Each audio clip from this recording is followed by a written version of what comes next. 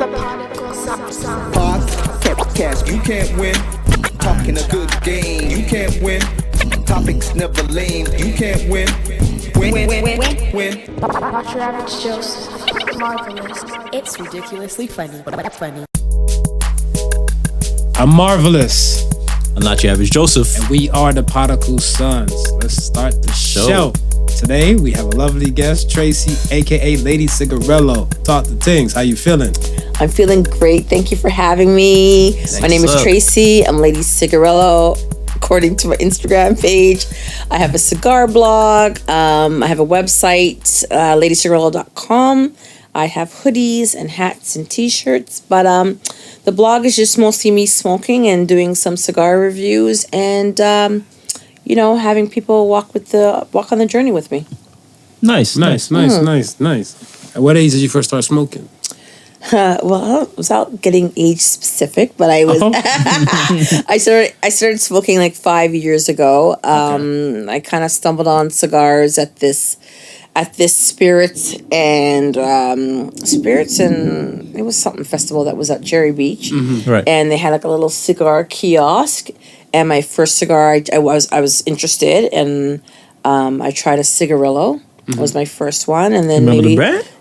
Yes, I do. It actually was one of my a very great brand that I love, Mumbacho. It's funny because I came across the picture in my Facebook memories actually of that day, and Mumbacho makes really good cigars. And I come from a family of smokers, but that had nothing to do with me smoking cigars. Smokers of cigarettes, like growing up in the 70s and 80s, that's what it was, ways to smoke. And I think it's kind of interesting that this is my thing now. Yeah. So you've never known anybody prior? No, not one person, not one woman at all. It was just a stand, try this thing out. Yeah. And then 6 months later, I was in Trinidad, and they had another cigar kiosk at this party, and I went for a bigger cigar, and it kind of was there. And then maybe a year and a half later, a girlfriend and I, we realized, oh, I like cigars too, and then we started the page together, and it didn't really marry well. And then she's like, just do your thing. And I took the page over and I changed the name to Lady Cigarillo because that's where it started. And here we are. Yeah. Fun times. Yeah. What's up? Yeah. So no cigarette smoking, no weed smoke. I mean, I smoke weed now to sleep. I'm at the age where I need help going to bed at night, but not for recreation. That's okay. I need a nice. We're all at that age. I need to like an old man in the bath, as they say. I need to be lulled into a nice indica haze. Yes, because with me, yeah. With me, I want to say typically, I can probably get 2-3 solid hours of sleep, and I'm up like a crackhead. Yeah, everything wakes me up. And then with the indicas and everything and stuff, whatever, it'd be like. It's just nice. It's like a warm blanket, right? Warm blanket. It's fuzzy. It's warm. Everything's good in my world. Yeah. The water bottle's there in case I get parched. Yeah, I got my cup on standby. A little bit of. I'm not gonna lie to you. A little bit of Vicks Vapor Rub is there just in case my nose. I keep some mints. Oh, do you? I'm addicted to Vicks. I'm a Vicks.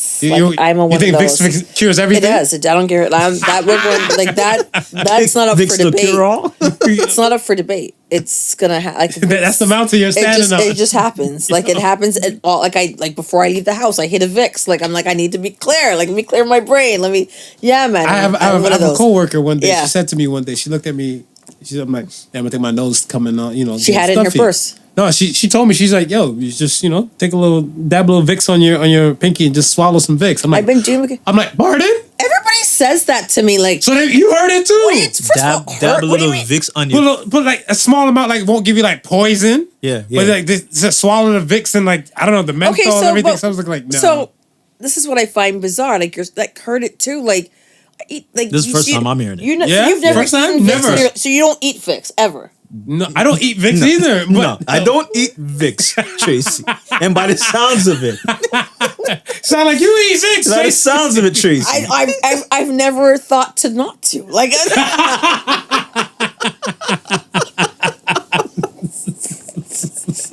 It's just like why? I mean, we're here. Like, what are we doing? We're already putting it in our nose. It's just. It seems like the natural next step. Like, man, eat a face. I'm here.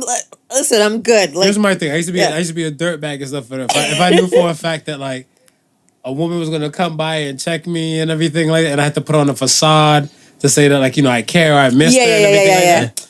That little Vicks right underneath that little Vicks. Get something. So you're just there stuff like this. It's okay. Like, what are you doing to me? Listen, Matt. I have a Vicks. I keep Vicks in my bag, in my purse. Like it's a comfort thing. You're fixated. I am a fixated. I am. So when the indicate hit, like everything needs to be on the side. Like everything's gotta be good. But right. My daughter actually introduced me to the pen the other day, like the vape pen. Okay. Yeah, and I thought it was like a vape pen was like just for bullshit vape, like like flavor. Like I didn't know it was actual. Yeah. Yeah, I was like, oh well, this is just handy little device. Like night. Legit. Like she took it back from me yesterday. I'm like, oh, okay, well, let me just whatever. But yeah, I am that person now. But other than that, that's the only time I smoke weed. Other than that, it's all cigars. Yeah, it's just legit for like because I want to get a good solid sleep in there. And what's the frequency of like you enjoying a good cigar? Like, do you do it once a day? That's a good question. I typically smoke maybe once a day, at most 3 times a week. However, a lot of my friends and that's the most. Normally, like a week, like a work week, it'd probably be twice a week. So on the weekend, maybe Saturday and Sunday, because it's summer, I want to I go on my balcony, I get it in. So if I count Saturday, Sunday, maybe once in the week, depending if I feel like it, or if I'm on the ride home from work. Like there's sometimes it's just a good ride home, right? Sets up the mood. But most people I know, like they're smoking 3 cigars a day. Like really? Legit, a lot of the guys that I hang out, they smoke 3 cigars a day. I think when I was in Houston Cigar Week, that's the most I smoked. So I would smoke 1 in the day, like wherever I went to in the day, and then in the evening. Yeah, right. So it was like I was there for 3 days, so it was 6 cigars. And that was heavy. Like that for me was heavy. You know what I mean? It was like, let me ask you. So like for your drive, like you were saying and stuff. How long typically you need to smoke? Like, my ride, so I live in Scarborough, but I work in Richmond Hill. So that's why it's a good drive. Okay. I could set up my drive, so that's at least 45 minutes. It's a perfect cigar distance. It's a perfect cigar distance. When the weather is right, the sunroof is open, the windows are down, I got my Starbucks or whatever I get. It's a good ride. Okay. And then usually by the time I get home, I still got a little bit more to go. So, okay. Yes. Mm-hmm. So it can do the drive then. So I guess from the 45. Yeah, and if you're not I know people who don't smoke in their car. Like I smoke in my car. Sometimes it's like one of the best places. It's your car. It is. I know. It's people turn their car into studios. You'll see podcasts. You know what I'm saying? Like, in their car. But people are, and I was funny about that at first. Actually, until the pandemic, I wasn't smoking in my car. And even then, I had like a shitbox cigar. I mean, that car would have been the car to smoke in. But but legit. But I wasn't. But until the pandemic, progress. No, seriously, I was smoking in my car. I wasn't doing it until the pandemic, and I was working from home. And then, legit, it was one day where it was like I had to go to work to pick up my paycheck though, and I don't know, in April it was odd. It was like the weather was warm that day. Yeah. And I was like, this is perfect. And then from then, and on my new car, I'm like, like you said, it's my car. You would never know that I smoked in my car. However, cigar smoke, I will say, is different than cigarette smoke. So cigar smoke dissipates. It doesn't stick. Kind of like weed. Yeah, because with weed and stuff, if you're using straight flower, it doesn't stick. Cigarettes, because there's so much extra things in the chemicals. It's a nonsense. Shout out to the cigarette smokers. We're not shitting on you. We apologize. But I mean, it'll be in my hair like for a day, but it doesn't have that, that smell. Right. And most people, I mean, that I've come across, if I'm smoking around people that don't smoke cigars, for the most part, people will say to me like, "That smells good," like whatever. Yeah, because cigars. Yeah, it depends on the cigar. Sweet aroma. Yeah. It really depends on the cigar. Like some will smell like whatever, but it doesn't have this offensive scent of smell. I can see if you're in your car and you're a type of person that has an air freshener in the car, then I'm pretty sure after a while the air freshener would just pretty much or I have one of the tricks I learned actually during the pandemic, because again, not even during the pandemic when it's cold, because we have mostly cold days and hot days. But one of my friends on from IG, he taught me I have a fabric softener box in my car that I keep in my car. Yeah. And so I'll just put so when it was winter and I'm still trying to smoke in my car, like I would have I take out a sheet and I put it down like on my dashboard, and I smoke, with the windows cracked. But that fabric absorbs the smoke. Yeah, so the next time you go in your car doesn't smell like anything. Like normally I would spray my car and stuff when I'm out of it. Yeah. But the sheet works. No shit. 100%. I was like, yeah, sheet I'm about works. to try that. Yeah. So I just bought like a dollar store box and I just keep it in there. So when it's cold in like November and I can only crack my window up put a sheet out. Pretty dope. I like that. I like that. Yes. Hip us on to some of these terminologies and these terms when it comes to associated with cigar smoking. I know stogie. Yeah. Stogie is typically just a nickname for cigar. Yeah, like stogie, sticks, kind of thing. So what about herf? We talked about herf. Herf is like a gathering of people that you're just smoking. So you're just hanging out smoking. Two or more. I would say two or more. At least three, like, to Like make it a legit, church. herf. Like 3 of us, we could consider this a small herf. We're herfing. Yeah, we're herfing. Yeah. I don't like how you said it, though. Yeah, It sounds better when you said it. You don't like how I I don't like how you said it. like how she said Yeah. We're herfing. Yeah, we're herfing. You're herfing. Who are you hurting? I was too aggressive with my herf. Yeah. It's too aggressive. It was a little aggressive. Okay, thank you. You noticed that, right? It was. Okay. Yeah, I'm just excited about herf. Clearly. Just a small herf. Would you like to go for a herf sometime Just a soon? small herf, yeah. Even when I use it though, like even when I write it sounds so weird to me. Like I'm planning a herf, and I'm like, I just like. And that's HERF? Yes. Okay. Yes, because I just say you want to just get together and smoke, but herf, and I don't even know where it comes from. I know years back I looked it up, but I don't really know. Like it's not a short form for anything. I don't know why it's called that. I was just telling Marv. I think it was sometime last week when I was just doing some investigations. I just found out that people the well-off to do who have their mansions and they have the libraries and stuff like that. The drawing room is the room where they go and relax. smoke. Yeah. Oh yeah, to relax. Yeah, the drawing room to smoke. Yeah. What are you drawing? Like, what kind of room is this? Who's bougie enough to have a room to draw The in? drawing room, yeah. But I thought that's the room where they would have their like their gin and tonics and whatnot. Also, no, Right, yes, yeah, that's yes, the room. yeah, That's their I do remember seeing that in an episode of Sex and the City. Yeah, that after their afternoon, whatever, or their after dinner gin or whatever. Right. That's the room. Yeah, there's a specific room for that. Let's retire to the drawing room. Absolutely, yes. Yes. Yes. I need to have I'm one too of broke to those. pay They're not attention. I drawing. am too broke to pay attention. I already because- want one of those rooms, and I'm calling it. And if you call that room anything other than that, it's gonna be a problem. It's gonna be a problem. It's the drawing room. The drawing Put some respect on this. Put some room's respect on my name. drawing room. Shit. The room with the chairs where you just smoke. You know what I mean? The drawing Drawing room. room. room. If you don't say Oh, it, You you mean can the leave. drawing room? Yeah, exactly. Right. Yeah, Put some absolutely. respect on it. Yeah, absolutely. So, okay, what's the allure about cigars to you? For me, I don't know, Is man. it It the could have been. look, the taste? Is it the You know, the size? you know what it is. I think at first it always starts off as the look, 'cause, you do see people what sort of like, that's a good look, whatever that is, I want it. Like like, there is that kind of appeal to it, because there's such a mystery about it, right? Like Right. why is cigars? Why is it only for this perceived demographic of people, and why are they doing it when they like it? But then it really got into it for me also when I found out like the history about cigars, like where it came from, like not just Cuba but the Americas, and those who from tradition, from like from our ancestors that not only like why they were doing it, right? Why they were growing this tobacco leaf, Is it- and the healing purposes, like and all that I was stuff. about to ask. Yeah. Is it just like any other drug that we seem to just take and misabuse? 100%. It started really off is. as Like, with healing properties and the spiritual thing.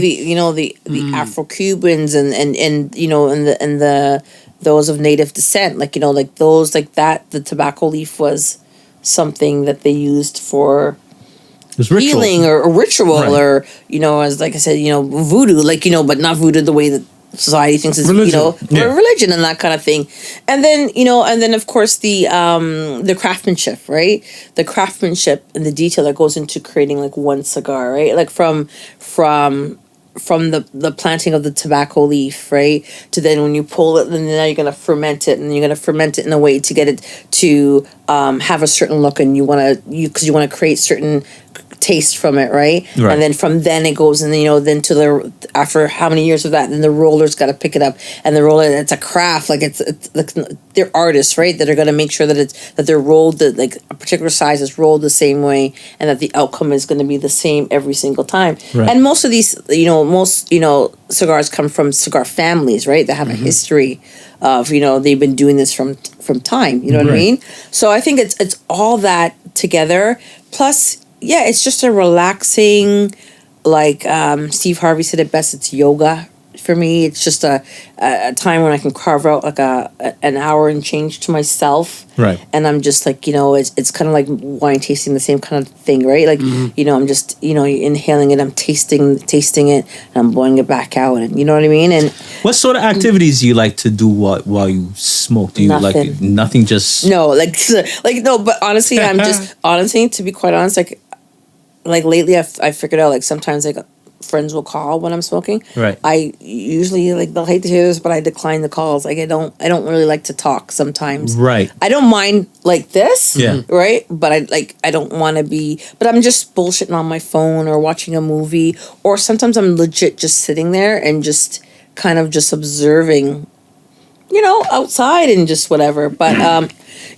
think a lot of us have said this, like, and I mean, a lot of us, like my cigar friends, you said this, like, during the pandemic, like, and I stand behind it, like, herfing is great, being with people is great. Yeah. But smoking alone is top tier. It's a vibe. It's a vibe. It's a fucking vibe. I've been saying that, like, lately. It's a vibe. Like, it really is. Like, I don't mind getting together and chopping it up, but I legit love knowing that, okay, it's 6 p.m. and I'm going to go sit on my balcony and let me get my business together. Yeah, I really like being alone. Vibe. I think because even for myself, like I smoke weed. Yeah, yeah. I think even for myself, a lot of people and stuff like didn't know I smoke weed. Yeah. Right? For years. And they didn't know and stuff like, because it's a vibe when you buy yourself. It really you got is. your tools, you got your drink. It's top you got tier. It really is. Like, it's underrated. What? Like, and not everything you got to do with people. And it's, don't get me wrong, like, I love getting together with cigar people because I don't do it enough, right? Because these are your people. These are my people. Like, I love it, right? I love traveling to do it. I love being around, like,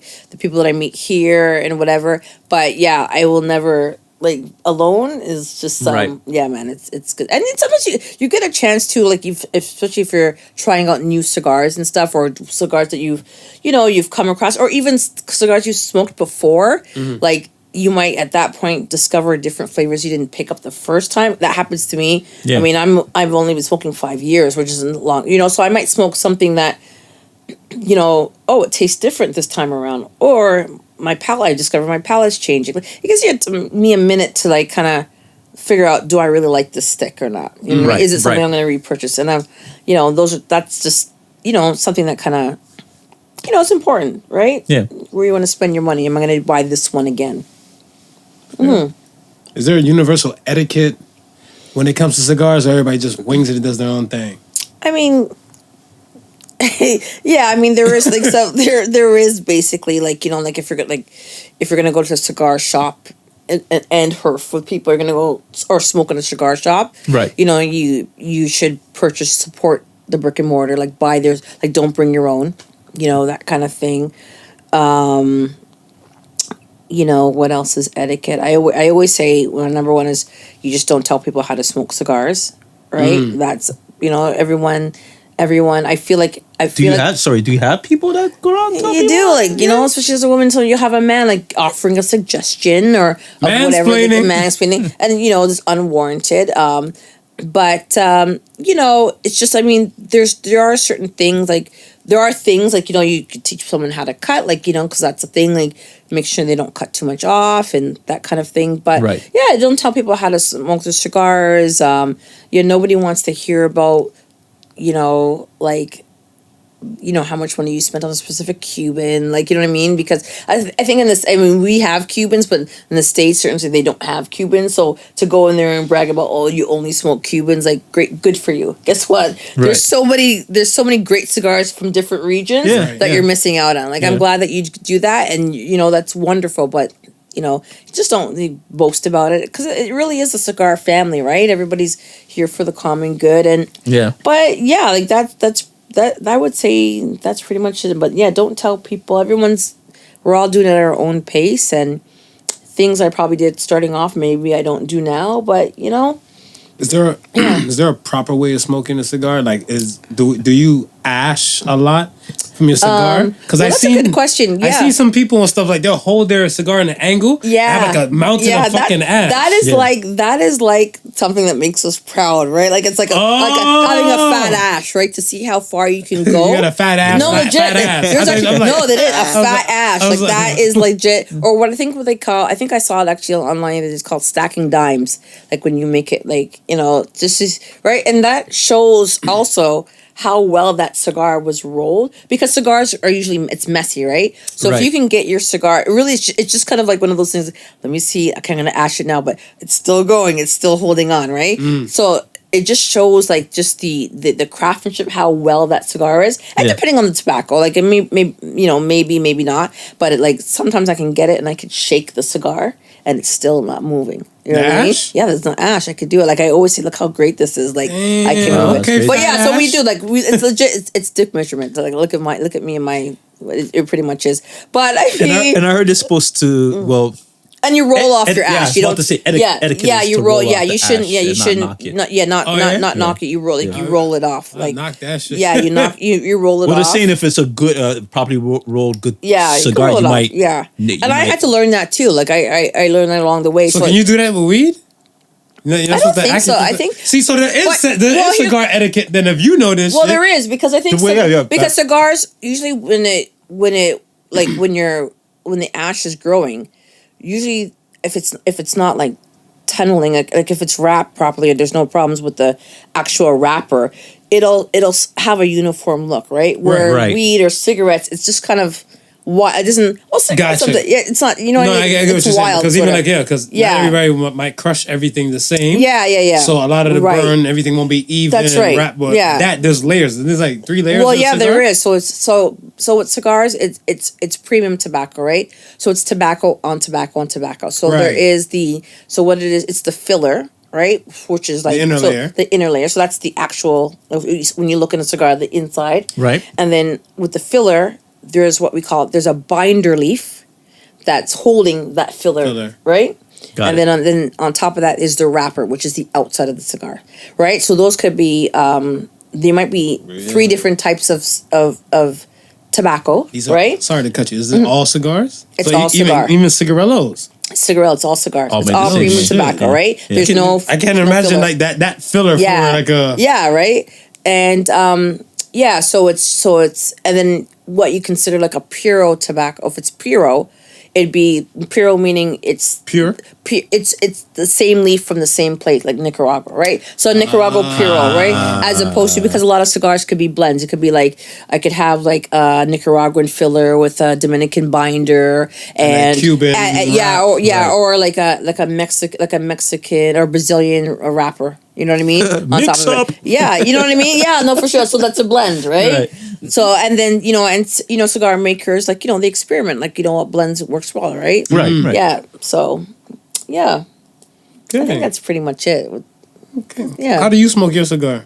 Do you do the fat ash? I do sometimes. Again, it happens by coincidence, right? Like when you're smoking along and you just realize, my ash is still here. Yeah. You're like, it's still here. Well, let me see how far I can get. Like, and then I try to take how low can you go? No, legit. And then I'll take a picture. And then I'll take a picture. I'm like, okay, it's gonna fall soon, and it doesn't. And then of course, I'm showing off. I'll take a picture and post it because I'm like, and that's what we do. Like, that's just kind of a thing. I thought so. Like somebody might floss and be like, dude, you see it. You see all this ash? And then you kind of learn how to like smoke up, sort of like depending how far you can get it.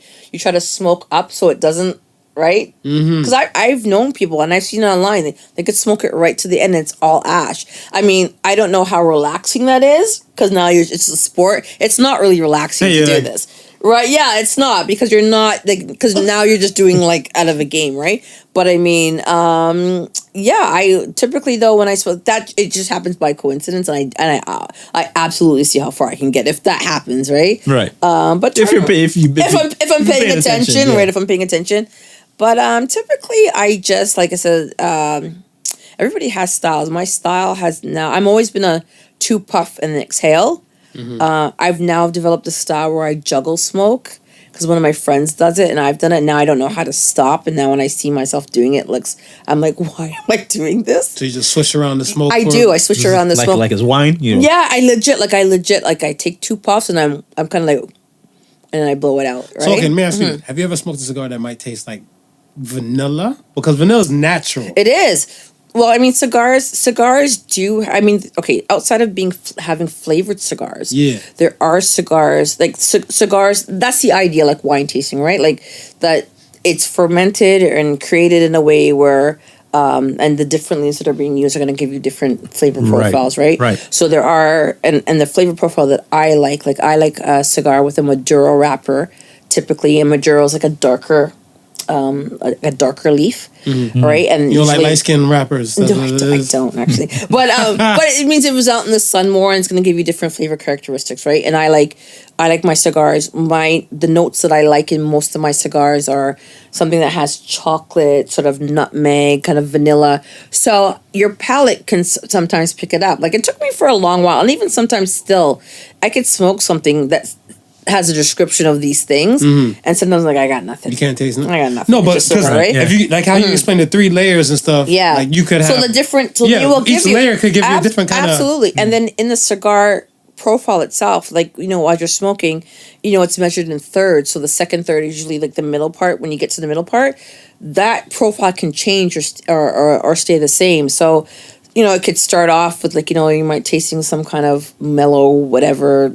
Like before we were talking off camera, marshmallow kind of taste, and then you might get in the middle, and like you might discover now, it picked up in peppery kind of whatever, because how it's rolled, you're gonna pick up like different things, or it might be consistent all the way through, but it takes your palate to kind of. I remember for the first time like smoking a cigar, and I was like, oh my God, I can taste something. I taste, you know what I mean? Because sometimes it's just like, it just tastes like smoke and ash, right?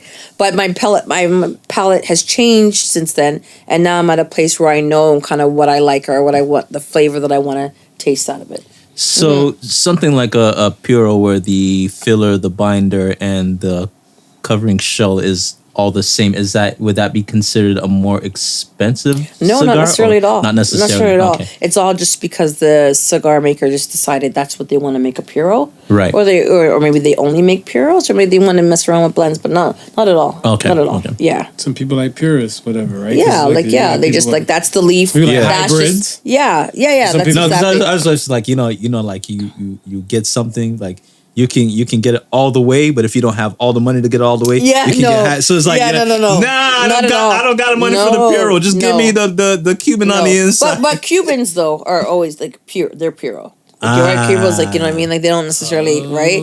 And when you get blends, it's normally it's not going to be Cubans in the blend. It's going to be because again, outside of the embargo that happened. Cuban cigars and outside of the States, we can get them here in Canada, right? Right. So the States has basically what they have. So they get, and cigar makers are making, other things. So like, for instance, you can have a cigar that's made with a Cuban seed, right? It'll be from a cigar maker from Nicaragua. So, right. So they'll say this is Cuban seed, but they have this tobacco, whatever else was, right? But they do say, just because it's Cuban seed, right? It's not made on Cuban soil. You know what I'm saying? Like So champagne has to be champagne. It's exactly that. It's exactly that, right? So when you get a blend, if you get a cigar that's a blend, it's typically going to be either mixed with Dominican, Nicaragua, right? Nicaragua, Honduras. You know what I mean? Brazilian wrapper or Mexican Sumatra wrapper, like that kind of thing. Like that's how they go. But it's not going to be And then even though if you get one that's Cuban seed, it's Cuban seed, but it's Nicaraguan. You know, it's still considered Nicaraguan. You know what I mean? Because it wasn't. But Cubans mess with their own stuff. They don't gotta deal with anybody. They're not. You know what I mean? Yeah. They're on their own playing field, right? So they're not. You know, Cuban is Cuban, right? Yeah. Cuban is Cuban. Cuban is Cuban. Yeah. I get that. No, because I'm looking at. See, I was trying to understand the stuff where the Puro and then the mixes. Yeah. Because like when you it said makes that, no difference. You wouldn't know unless somebody. I mean, you wouldn't know unless you were like really. I mean, just because you're reading up on the cigar that you liked. You know what I mean? Right. Like I'll get a cigar that I like, and then whatever, or somebody told me about it or gifted it to me, and then just because I'm a cigar nerd, like I'm reading, like, oh, what's it? What's the blend? Da, da, da. Like it's kind of, you know what I mean? It doesn't take away from the authenticity or how well the cigar. It's a hard word to say. Yeah, it is, right? It doesn't take away from that. It doesn't take away just because it's a blend doesn't mean it's any less of a cigar. That's just the cigar world. Like people are just. They're blending or they're not blending it. You know what I mean? And sometimes blends, they'll get the cigar, what they want out of it. You know what I mean? So a lot of the cigars that I smoke, most of them are blends, really. But it has nothing to do with it. It's nothing to make you think that you're smoking a lesser of the cigar because it's a blend. Yeah, not at all. How serious can an aficionado get? Like how you go to like some wine tasters and they'll serious. They'll taste the wine. Serious. I mean, there is like there's nutty notes. Yeah, this is the region of so and so. It is. Here is like do you have? There's a homeless guy in the corner. He peed in the grass. We have that more. I mean, to the point where it was assumed that if you're not that, then you're not an aficionado. You know what I'm saying? Like as the magazine's called Cigar Aficionado. In my opinion, an aficionado is anything that you're a hobbyist of, right? I like that. So, right? So like if you like model trains, you're an aficionado of model trains because that's your thing. You know what I mean? But most definitely, I mean, in the cigar culture, you're always learning because there's always someone that knows. You know what I mean? Right. I have one of my friends. He is I predominantly smoke Nicaraguan cigars. That's just my palate is there. That's my country of choice. You know what I mean? Yeah. But one of my friends, he's really well versed in Cuban tobacco. Like that's, he smokes everything, but he knows a lot. Like he knows a lot about this and that and the brands and the company and this and that. Like he's, and I have another friend that I met when he was working a cigar. He is a walking encyclopedia. He knows everything, you know what I mean? Which is super dope. Like he knows everything about everything, which is great. So you're always learning. But yeah, like that's the beauty of it, right? You can be like here and know this, and you can be here and just because you just enjoy sticks and and it's a good marriage. Like no one's ever gonna say, oh, you don't know enough, you don't know nothing, right? Right. The idea is that, oh, you smoke, you want to smoke, I smoke too, let's smoke. You know what I mean? That's pretty much what it is. And the sharing of history. And most times when you're herfing with you're not talking about, I mean, it does come up about the sticks that you've tried or you want to share, whatever. But most of the time, it's really a place to just get to know people. You're just really shooting the shit and just talking, like, about life and everything. You know what I mean? You're not really just bouncing off, like, well, I had this one that I aged in my humidor for 40 years, or not 40, like 14 or 5 years, and it comes up, right? Yeah, about stuff, but it's not that. It's not like it's not like you know what I mean, and we're not measuring our knowledge all the time. You know what I mean? It's just like it's a social gathering. It's a social gathering. That's all it is. So like, when I have friends that come to herfs I have and say, I'm like, don't worry about that. Don't, like, it's a safe space. Right. It really is. What's the typical price range? Well, in Canada, I would say between averagely like $15.99, $17.99. You can get some $12.99 kind of stick, but the average I would say is for about $15, $17.99 plus HST. And that same stick that costs us that much here in the States might be like $7, depending on the state, but more so about $7, $6 even. Like in the state, again, depending on the state. Like they'll say this cigar was on the high end, it was $21. I'll be like, oh, like that's typically kind of the space that we have to move in. You know what I mean? Right. What's the highest price range you've heard? Well, I always know Cohibas were expensive. Like I always, like I don't really look at, because I'm like, unless you're gifted to me, I'm like, great. Yeah. But I was just told this week that the markup on a Cohiba right now, and I forget which one, but anyway, is 108 Canadian for one stick. One stick. One stick, yeah. And that's how peach tasty. How big of a that probably is that typically you probably be the Robusto size. Robusto. The Robusto was like 5 by 50. So the 50 is the measurement of the ring gauge, so like like the circumference around, right? And the 5 is the length. The length, okay. Yeah. So $108 for one. Wow. Yeah. So it's not even like you're getting a Gordo. No, like you better party with that. That's why people just walk around with cohibas, right? But it makes no sense. Then that's the one that he should have kept in the humidor and let age and sit a bit. All right, let it rest a little bit. You gonna see this $100 in my mouth. God, that's even a question before Amanda say it. That's what. Yeah. Stupid, but yeah. But I mean, like that's Yo, Rick, you still got that from '86? Yeah, like seriously. That's the same cohiba. Is it eco-friendly or cohiba? Either save it's gonna be recycled over and or over. Smoke it. You know what I mean? Like, but it's just people are interesting. What are you gonna do? Yeah. I have a question for you. Yes. One of our questions and stuff on the show, we ask and stuff. Women, could a man take a woman on a date for $28? Now, with inflation and times are different now, we're gonna go from $28 to $30. Yes. $30. Could a man take a woman on a date with $30? I mean, especially in the cigar world. See, in the cigar world, you could, because if the idea is, hey, let's go on a first date, I'll grab 2 sticks. You can get 2 sticks for $30. Yeah, I mean, right? Like that makes sense, right? Like I said, $17.99 each. Right, there's a couple, like a 2D or whatever left. Your date's gonna last at least an hour. At least an hour, like right? That's the equivalent to like. Just make sure you just hold it. Just make sure you get the ass tower going. Say what you know about it. What you know about this? I know. You know what? Actually, yeah. I mean, and that's the equivalent of like a coffee date, right? That would be, right. And especially, and I think on a first date like that, there really should be.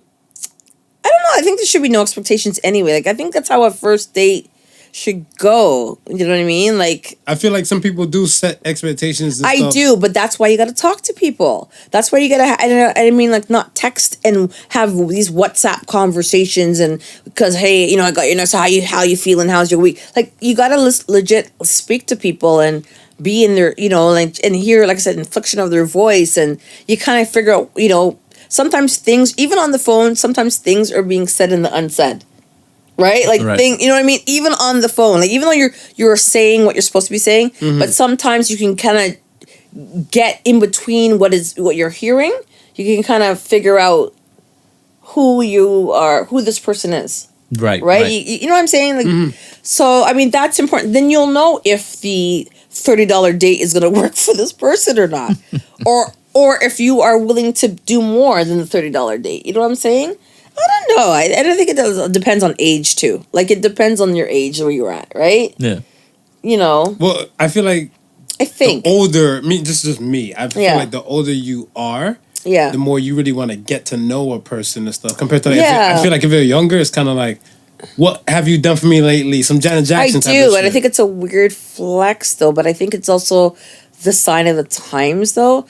So I mean, I just hope my young kids are. I just hope they're like well grounded and they're not coming off of what you can do for me lately. Like I just hope they still come with this whole like, this is me. I'm presenting me to you, and let's get to know. You know what I mean? Like I kind of hope because if you're like if you're coming off the bat, like what can you do for me? Like it's just a weird. I know those women off the bat ask for like hair, nails. I hear it all the time. Yeah. I hear it all the time. I hear it. I mean, don't get me wrong. I like nice things. Everybody likes nice things. You know what I mean? And I do. And I think the person that is in your space will, if that's their act of service, will do those things for you if see fit. I do. Speaking in my language, language. Yeah, I do. Listen, I've been lucky enough to have acts of service done for me without asking. You know what I mean? I think it really depends on who the person you are, and how you like transmit that to others. Like, but I think really it's weird to be like I expect, like have an expectation. I mean, I'm not saying that you should ever, and for anyone. Come think ask for below than you think you're worth. Like I don't think you should ever kind of I don't even know what the word I'm trying to say is, but kind of settle? settle or ask for below there. But I also think you shouldn't. I think it's weird to have this monetary, like because I don't settle. I'm not a seller of anything. But that's what I expect for myself. That being said, I don't expect you to, because I know I'm gonna like flex with a certain style. Your job is not to make sure, like or my job's not to tell you I expect you to get this for me, because that's what I would do for myself. I'm gonna just do it for myself. And I heard that argument countless times and stuff on social media. Because I heard people like, I think why do I have you here if I do all these things by myself? I'd rather be by myself. No, and then they're looking for the person to come out, take in. Yeah, but duties. Be myself. But I mean, are they expecting people to do monetary things for them? Like, I don't know. Like, I mean, I get it. Like, we're not supposed to be in here if you're in a relationship to struggle by yourself. Right. But I think from off the bat to say, I expect you, and it's never, they're always asking for stuff, right? Like, I think everybody's asking for stuff. Like, I think, I'm not saying just women, because I'm not one of those pick-me's, trust me. If that's coming across that way, I'm not. But, I am not. But, I mean, I think men and women, I think we have to get really outside of the material of, you know what I mean? Like, what are we trying to do here? Like, why are we getting together? Right? You know what I'm saying? And I feel like if you are a person that likes nice things and likes stuff, and you're putting it out there, listen, if that works for you, you're putting out there, and whoever you meet is down to ride, that's cool. You know what I'm saying? Like, I really do think this, but I don't think you come put out this energy of like, this is what I expect and whatever. Like, that to me speaks into like, what's happening with you, that this is, you are just expecting these monetary, things to be filled by an individual. But that might be their love language. There could be, but love language just happen. You get what I'm saying? Because receiving gifts is still a love language. I know, but like I said, I've been lucky enough to be the recipient of a receiving gift love language, right? Correct. But I've never put out that energy like, I need you to do that for me. Right. You get what I'm saying? I think it's an entitlement. Yeah, like I'm a person like, I get what I want. I get it because I get it for me, right? And I think so basically, like, I would know, if I know this is what you do, like, you get your stuff, and if my love language to you is, people acts of service, like to give, I would say, but I see Marv keeps himself a certain way, let me get him this. I feel like that's the energy that I put out. I've been put out. I have never ever asked anybody, but people see like how I've moved, right? This is the things that I like and whatever, and then someone has just decided to whatever. You know what I'm saying? Like, I don't know I think it's just weird to say, but I also think at the same time, it's okay to say I have expectations of someone, right? Like, you will meet that person though. There's people who's like, you have to teach people how to treat you. Yeah, like everybody's a cup of tea. If you say like, yo, I only move in a space of Louis and whatever, and this is what I do for me, and I expect someone to be on my living. There is a pot for every lid. Like, someone, you know what I mean? There is like, so women who are asking for those things, you can't be mad at the women. Like, if you don't feel that you don't have the lid for her pot, don't get on her because because her pot's too big. You know what I'm saying? Right. That's not your pot. That's okay. You know what I'm saying? Yeah. But get back to the $30 date. Like, I don't necessarily think like, I don't know. Like, let's buy me I'm happy when you buys me a cigar. Show up with two sticks. Let's go smoke. I am pleased as punch. Let's burn it. And then I can get to know you and then hear you open your mouth and see if you talk strippiness or not. And then I can know if you'll be, really and truly, that's a great opportunity. Because it's an hour and I can now figure out who you are as an individual. That's why I never co-sign movie dates. No. You got to talk to people. Because I'm like, I don't know what the fuck you think. Absolutely. We're both watching this. I can do this on my own. No, you have to put yourself in that space. Let's talk. Yeah. Right? Like, and because even off the phone, like, even if we're talking on the phone, that's a whole different ball game too. Yeah. Right? You got to be in a comfortable, or you might realize like something here doesn't feel how I thought I was going to feel, and I might not want to divulge as much as I might have, or I thought I might have. Yeah. No, you gotta have dates where you're chit chatting. So if $30 does it on the first try, then so it is. Right. I just think, Would you date a man that didn't smoke? I would, because most of the men I meet don't smoke cigars. Smoke it, period. In this. So you introduced the men in your world No, to cigars? not necessarily. I Oh. just when they just don't dig it. It's just not their thing. You know what I mean? I don't. Yeah, like it just wasn't their thing, and I don't really. I'm not. I don't know. Like some people ask about it. Like I've had men smoke with me. Like you know what I mean? Well, entertain it, but it's not really a big deal for me. I mean, in this climate, everybody smokes weed, so I always just assume people smoke something. You know what I mean? Like I Right. think. Hope You it know, ain't crack. but yeah, exactly. Remember we talked like crack and cocaine or where I live it. As long as it's not those two. As long as we're good. those are like, you know, Yeah. like where I have to be worried about, is this gonna, cause that, yeah, that's a weird thing. But cigarettes though, I do, yeah, I know men that smoke cigarettes, but that, I don't know, but that kind of makes me feel like, you know, but it wouldn't bother me. It wouldn't bother. Like, listen, like I said, like if whatever you do doesn't interfere with what I would do, like do your thing. Like as long as you're, you know what I mean? So okay, so if we remix now, we're Yeah. throwing a variable to this thing. So we remix the date now. Yeah. He buys you a $20 stick, and he has his pack of cigarettes, and then I you don't guys care. is there. I don't yeah. care.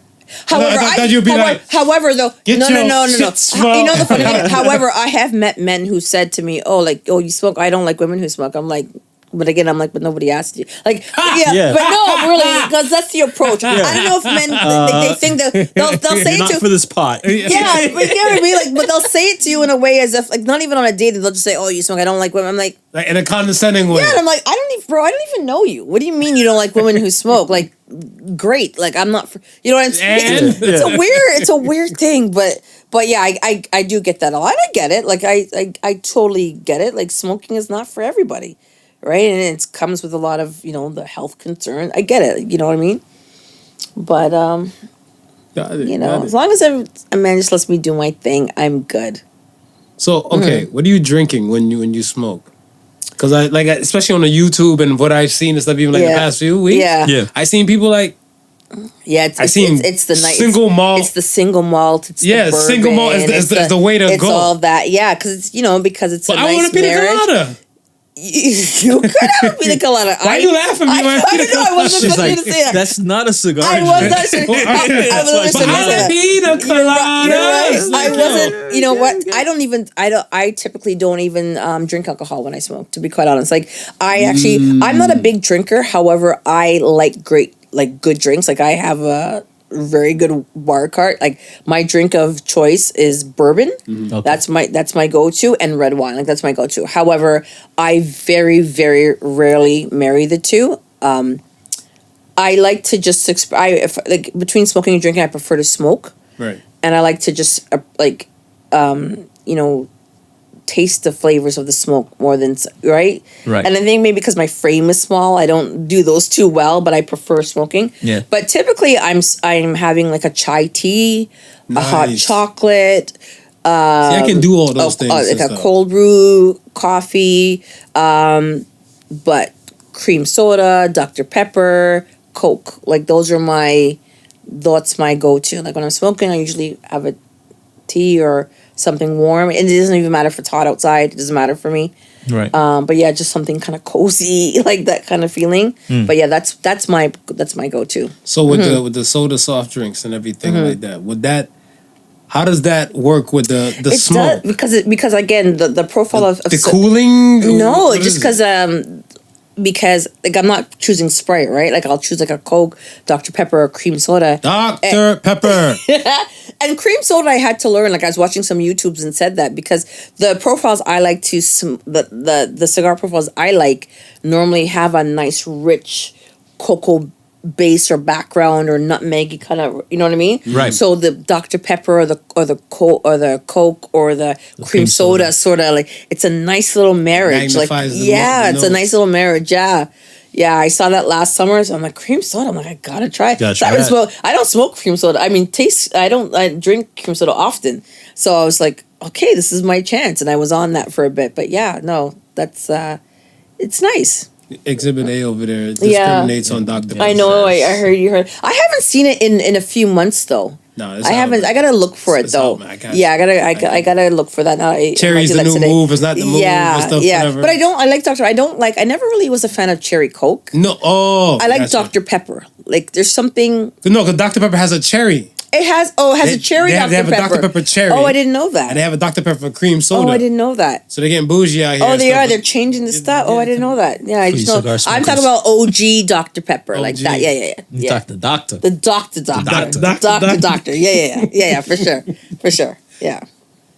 I want to know, how do you revive a dead cigar? Because I get cigars from all over, right? I'm not Right. a cigar aficionado. Right. I'm not really a cigar smoker, but people will hand them to me, like, for your travels.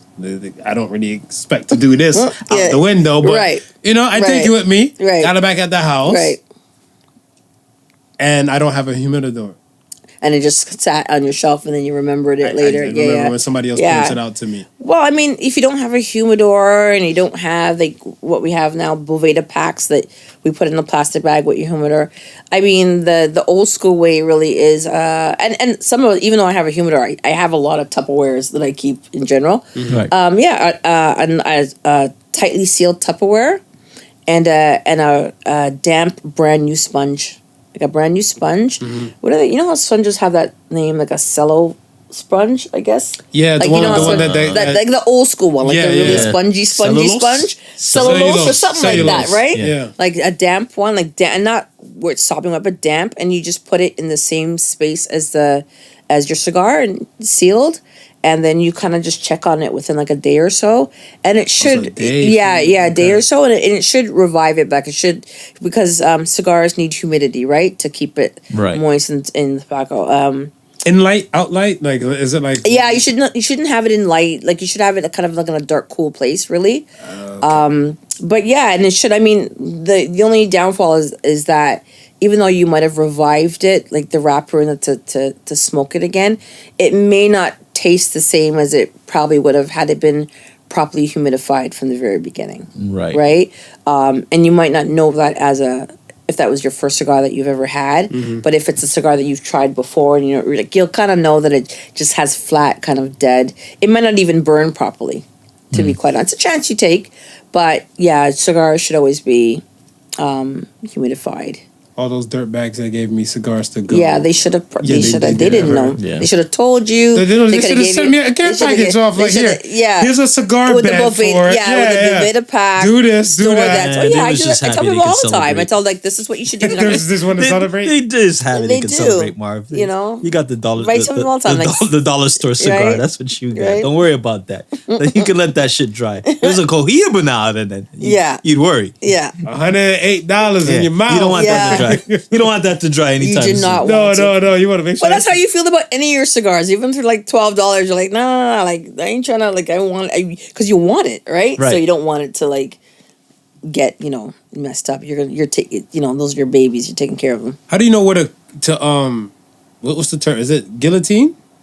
Oh, like a guillotine cutter. Is it guillotine? Well, How do you know where to cut? There's different type of cutters. Like so, a guillotine's like a straight cut. There's a V cut and there's a punch cut. So with a guillotine cutter, cigars like on the head. So there's like the header and the footer.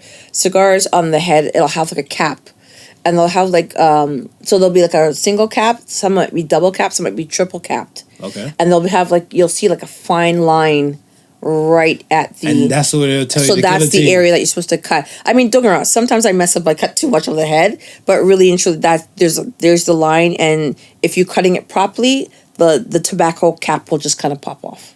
Like you'll be able to see it's just like a nice little hump. Oh, like so I'm proud of myself when I cut. I'm like, oh, okay, I cut it like a nice clean cut. But Right. yeah, but and there's some cutters like when I started, my cutters were, I started with a punch cut.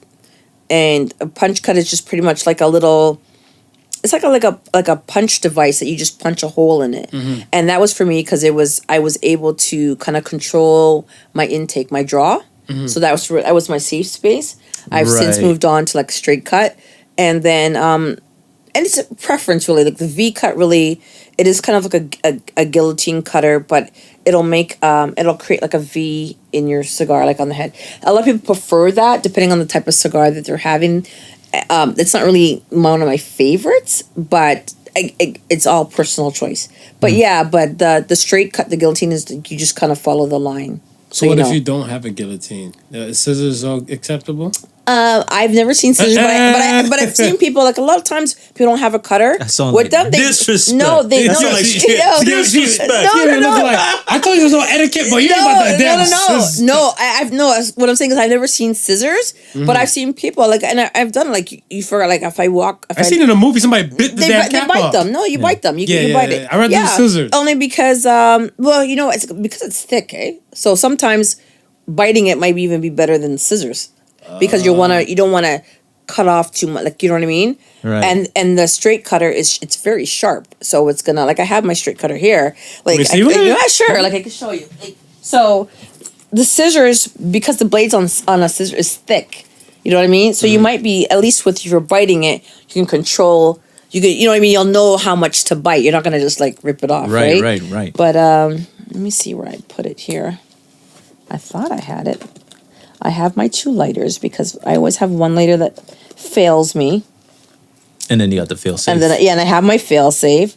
Okay, hold on a second. Yeah, that's a torch right there. Yeah, that's my fail. That's my here it is. For the folks listening, you gotta see this cannon of a torch. Yeah, this is my cheap lighter. And cheap. No, I'm telling you, this is a $9.99 lighter.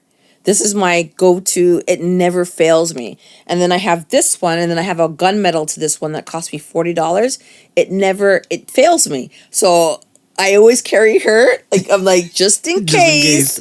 Right. But this was like $10, and this is my go-to. I rarely have to fill it up with butane. These ones, for some reason, like, sometimes they'll get stuck and the flame won't come up. Yeah. But anyway, like we were saying, this is a guillotine. This is a cutter. So it's called a cutter, right? So this is it here. So basically, you're going to put your cigar head in here. Mm-hmm. Like if it was... I won't take it out. Or did I... Let me see here.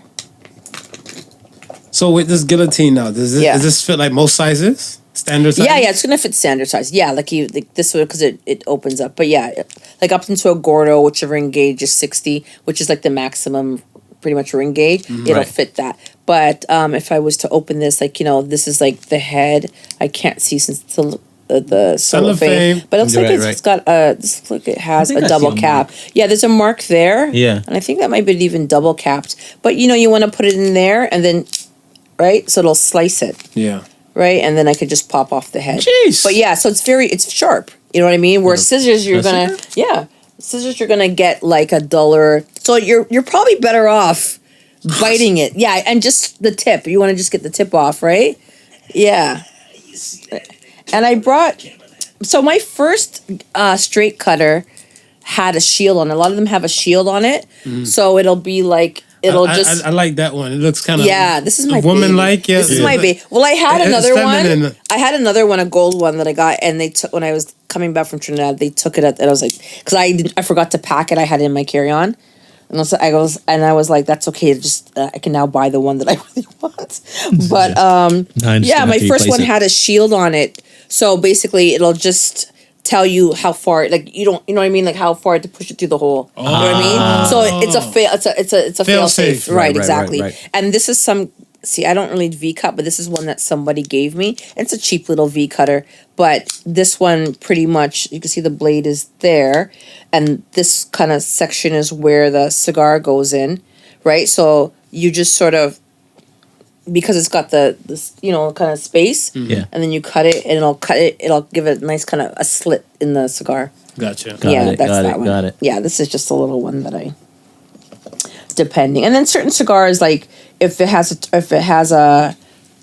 a torpedo and it has a torpedo top, right? Like you can't use a punch cut for that or a V cut because it's already there. So you just use a straight cut to cut off like the cone part. So okay, let's say if I was to invite you somewhere and be like, yo, Tracy, come holler at me, come meet me at such and such and stuff like that, and you left, would you turn back around for your kit? 100%. I don't go anywhere. Listen, my model these days, and this is just my fancy one, but I have a hard case. I have a couple hard cases. One, like if you're going to the beach or if you're traveling, right? Like the hard cases, you know, like so they don't, you know, this is water just like, damage, you're right, and that kind of thing, stuff, right? yeah. But yeah, I'm at the phase of my life where it's like, especially summertime, it's like, well, where are we going? You know, we outside. The typical black question: who all gonna be there, right? right. That's number one. Yeah. And can I smoke there? Yeah. And if it's no, I'm like, I don't want to go. Like I don't want to go. Like I know my space is right now. Yeah. We only have 2.5 good months of summer. You know, barely. I want to take advantage of my time. Absolutely. You know what I mean? Right. I'm outside. We outside. We outside. I want to smoke. Yeah, totally. I feel so like.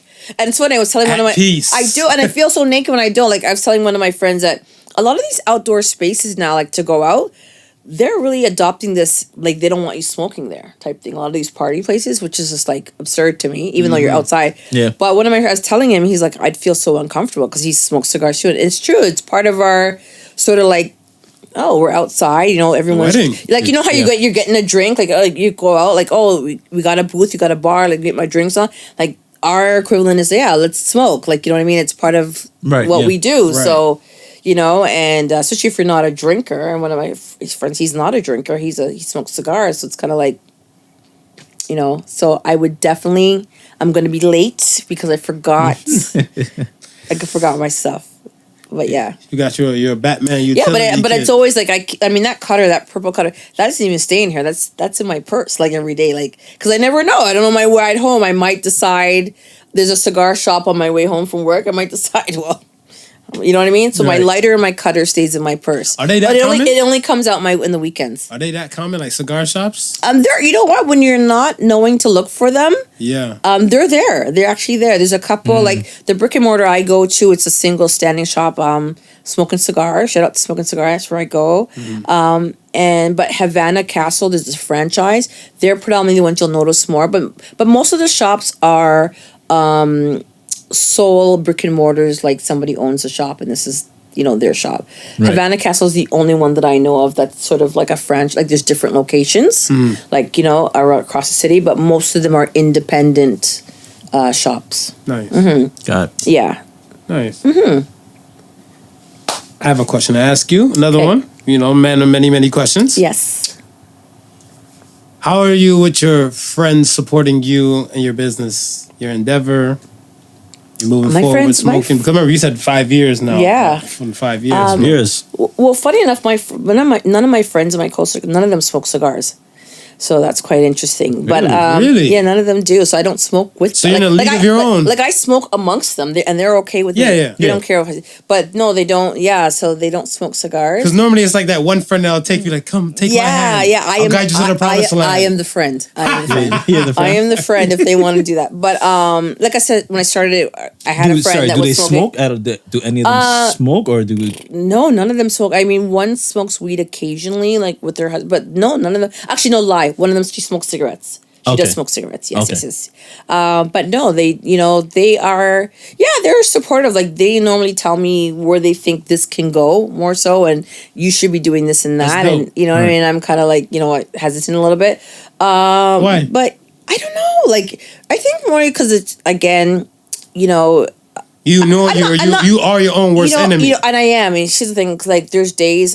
Most of the time, I'm thinking about it 24/7. I really am. Like, I'm thinking about it.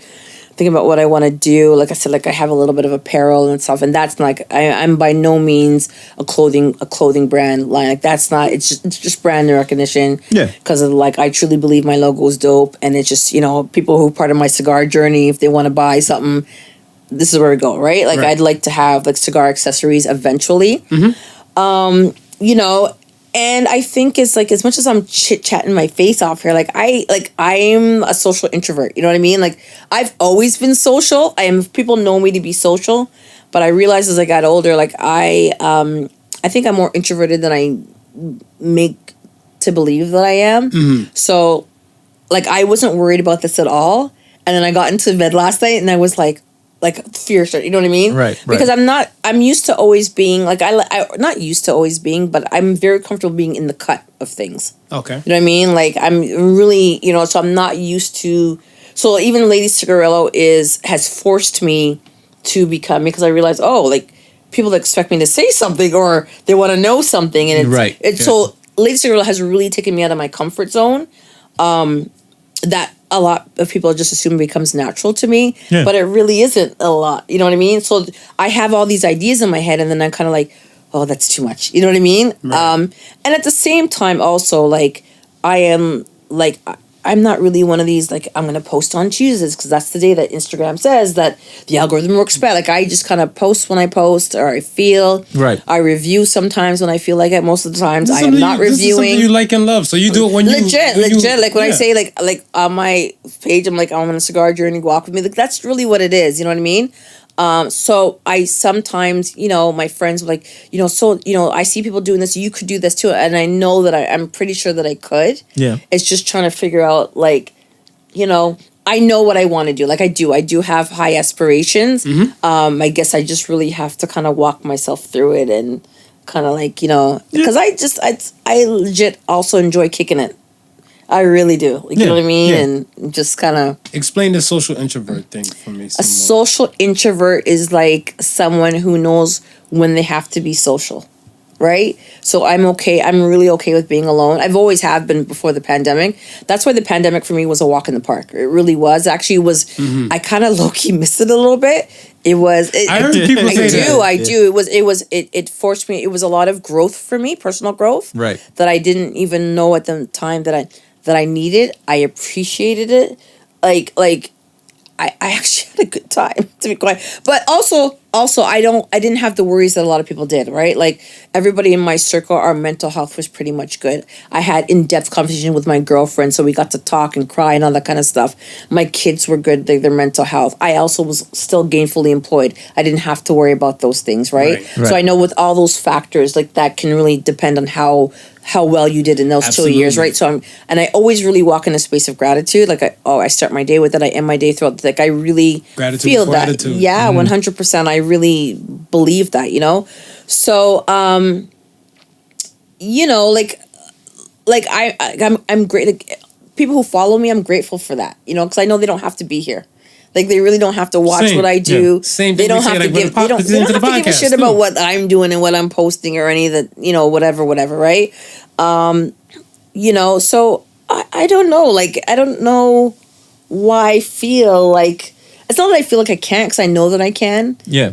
I don't know. Like, some days in my head it's a mile a minute. I got all these ideas, and then there's always like, I think I might hit myself with if it doesn't work out, would you okay with the way it is? And I'm like, I am okay with the way it is also. I think the thing is, like, you just have to be able to adapt. Yeah. I think that's what it is, because I'm a planner, right? Yeah. And the thing is that sometimes not everything is going to go as planned according to plan. Yeah. And it shouldn't stop you. Yeah. It's just make you, like, re-get your bearings. Yeah, right, and try a different angle, maybe a different route. Because you still have your goal. Yeah. So if you have your goal for the day or something like that, or you still have the goal. I think that's what it is. I think I get kind of sidetracked. Mm-hmm. You know what I mean? Like, I think sometimes I'll think what I might consider too big, mm-hmm. and I'm like, but I don't want to start here. I want to start here. You know what I mean? Right. And then I kind of get wrapped up in it. I'm like, I just, you know what I mean? I'll come back to that later. I used to be the same way, because I looked at it stuff as, if I do it 4 times, if I'm doing something 4 times, it's not for me. Yeah. Because I looked at it with baseball. I don't even fuck with baseball. Like that, whatever. But like, when you get 3 balls, you need 3 balls. Yeah, 3 strikes. No, you get 3 strikes, but you get 3 balls and stuff, whatever, to walk. Yeah. Right. 4. Yeah. The 4th ball, you take the walk. And on the 4th, I'm taking the walk, because I'm looking like, okay, if I tried it this angle, this didn't work. Yeah. I tried this aspect, didn't work. This and that, fuck it, it's not for me. Yeah. And I can honestly say, I don't think, and this is a detriment to myself, I don't really think I even really tried, to be quite honest. I think the things that have been happening, like Lady Cigarillo, honestly, just kind of took like a life of its own. You know what I mean? Like, it really just sort of, I never would have imagined that I'd be sitting here, or people all organic. Yeah, no, I do. I would never imagine anybody would fuck with it like the way that they do. Like, the people that do, and I'm grateful for every one of them. Like I said, like, the hoodies just came out because, like, it was just like, I like my logo. It should be on some shit, and I got a hoodie made for myself, and it was like, fuck, this is dope. Like, I like the way it looks. And then I tried a pre-order thing, and that worked well. And you know what I mean? And just kind of this kind of thing, you know? So, yeah, like I would definitely like to do some cigar accessories and stuff like that. Yeah. But I think I do recognize I probably need to get out of my own way a little bit. You know what I mean? Maybe not overthink it as much and just sort of. But I'm also okay. Like, I kind of like when it does happen organically. Like, you know, people say to me, "You don't promote your website." Like, some of my friends they go, "I didn't even know you had a website." I'm like, "Oh, it's on my page." I always just assume people will find it if they want to find it. They'll see, like, those who'll see it will see it. I kind of go with. I'm not really one of these. Yeah. I got shirts here, selling shirts for, you know, I'm not, you know what I mean? Like, it's, I don't know. And I don't know if it's because, like, I'm not embarrassed about it. I don't know if it's, you know what I mean? It's just, it's just not my natural, that's just not how I kind of move. Yeah. And I know to be successful, I got to move out of that thinking. But I'm just also too, like. That's our struggle. Because me, I'm like, it's done. It's done, yeah. That's it. So but he's like, no, you gotta build up. You gotta get people to come. I get it. But I was like, it makes me. And so it's the social interest. That's how we started. So that kind of makes me feel like, because I'm okay in the cut. Like, I'm really okay. You know what I mean? Yeah. But I also know socially, like, depending the circle where I'm at and who I'm at, you'll get socially, like, you can get it out. Right? I could be in social circle and be saying nothing. It'd be, you know what I mean? Mm. So I know when to turn it on, you know what I mean? And when I turn it on, like, then it's verbal diarrhea. You know what I'm saying? Like, I can just keep going. But I'm also really okay with just, like, almost not being noticed, to be quite honest with you. Wallflower. Right. Yeah, like, sometimes I almost hope that I'm not, sometimes, depending, you know what I mean? Yeah. But it's something that I'm just still kind of working on. Yeah. Well, what he told me, he's like, sometimes you just can't, you don't know how to turn off your charm. Some people, you just have this kind of, you know what? I want to say this thing about you, and then people, you're being you. You know what's funny that you said that, because one of my friends, two people said this to me, but two people said this to me. One was a man, and I thought it was just a man thing to say, whatever. But one of my girlfriends said that, she said to me that when we first started hanging out, she's like, "You're a flirt. You're flirting a lot." I said, "I am not a flirt. I am just generally the person. I just chit chat with everybody. Right. Like, I really am. I am." They say the same thing about me. Yeah, like, I am the grocery store minding my business, but I see you looking at something that you're him on. I am the, "You should get that. I got it before." Like, I am that person. You didn't ask me, but I just can't. Here's my 10 cents. Yeah, my 2 cents are free. I'm like, "Hey, you should get it." And the person's like, "Should I?" I'm like, "You should." And then we get to talking about nonsense, right? Like, I am that person. You know what I mean? And so you'll keep it pushing and be like, "All right, all right, nice, take care." And just go. Done. Like, whatever. Like, I just, you know, but as social as I am in that kind of way with a stranger. Right. I also at the same time, I'm like, leave me alone, like, or don't notice me. I'm just over here. You know what I mean? It's weird. It's a weird, but that's a social introvert. It is. That's exactly what it is. Doing your own damn thing. Be like, all right, I want to interact with somebody else. It's love me, notice me, and then get out of here. Like, I'm good. It's a cat. Yeah, it's legit a cat. It's legit. I have a cat, and she's definitely she lets me know when she is absolutely done with me. No, for the question, defense versus case. Yeah, yes. I knew it, man. I knew it. I seen it. Totally. Yes. All right, man. All right, let's get to the question of the week. Are you ready? I'm ready. Let's go. Does the harder choice lead to an easier life? Not your average, you are up. You go first. I think it does. Yeah. I think you make the hard decisions to put in the work now because you want that financial freedom later on in life, or you want to be that person who explores the world. Well, in order for you to do that, you kind of have to make sure everything is in place, right? And if you want to make sure that you're doing that later on in life, then there's things that you got to kind of be doing now. And in order for you not to be doing any of it later, you kind of have to be doing a lot of it now. So that's, I think, where the hard choice comes in. Are you willing to make that commitment to say you're going to grind day in and day out, not go out partying because your friends say, "Hey, come out."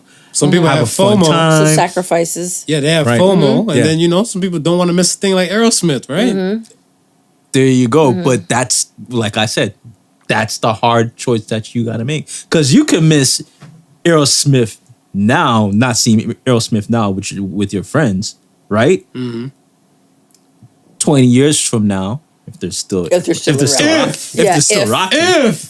rocking, you may be able to see them in Venezuela. Yeah, from your 5-star resort. It's the if. Right? If they're still doing it, right? Right. It's a gamble. It's a gamble. It's that gamble right there. Because that's my thing. My thing and stuff is that, what if, I'm just saying, like, touch wood, but it's like, no, you don't go to this. Yeah, you don't go to this concert and stuff like that. It's like, it's the best concert ever. And the following day, he OD'd and died. Yeah, and you're like, the horror. I just can't. And they're like, man, you should have came. Because sometimes I do have FOMO, but okay. One thing with the pandemic has taught me is, and this has been my other word outside of accountability, is discernment. Like using my discernment on things, right? Like trying to figure out, like, is this for me? Like, is this what you want to do? Like really thinking things through. But I think in terms of like harder. Like, making hard choices now for easier life later, I think it's all perspective on what we consider hard. Like, speak on that. If we're talking on a financial level, and depending how your finances set up, like, you're gonna make sure you have 4 jobs now. Like, you're hustling, you're doing all this 4 jobs so that later on, you can retire early and have a softer, soft. I'm all about the soft life. Like I've been preaching that. Like I'm all about, but not necessarily on a financial level. I'm talking about even like on a mental, like ease, like, kind of level. I mean, so, but for those that, for those who like, if we talk about like on a 9-to-5 job, that for some might seem hard. Like I don't want to work 9 to 5 anymore. I want to be an entrepreneur because I want to have this later. For some, like what you consider hard might not be hard for me. Right. Like I might be okay. Like I might maybe work 2 jobs and be like kind of, like this is kind of like easy, peasy, right? Yeah. But what's my mindset like, right? Like it's because some people who have that retired early and they got the house on in Venezuela and whatever, but their life is hard in other ways that we can't understand. What I mean? Like maybe mentally or emotionally or whatever the case is, right? I think it's perspective, but I understand the question. Yeah, like like work hard now so you can reap the rewards later. But I also think like for myself, like I try to live in the present. Like I feel present. You know what I mean? Like I think it's how you think about things. Right. I feel like if there's some people and stuff. I know somebody. I know a guy and a woman. Right. 2 of them are 2 different individuals and stuff, and they just go through life without. I feel like from my point of view, my perspective, without worrying. Yeah.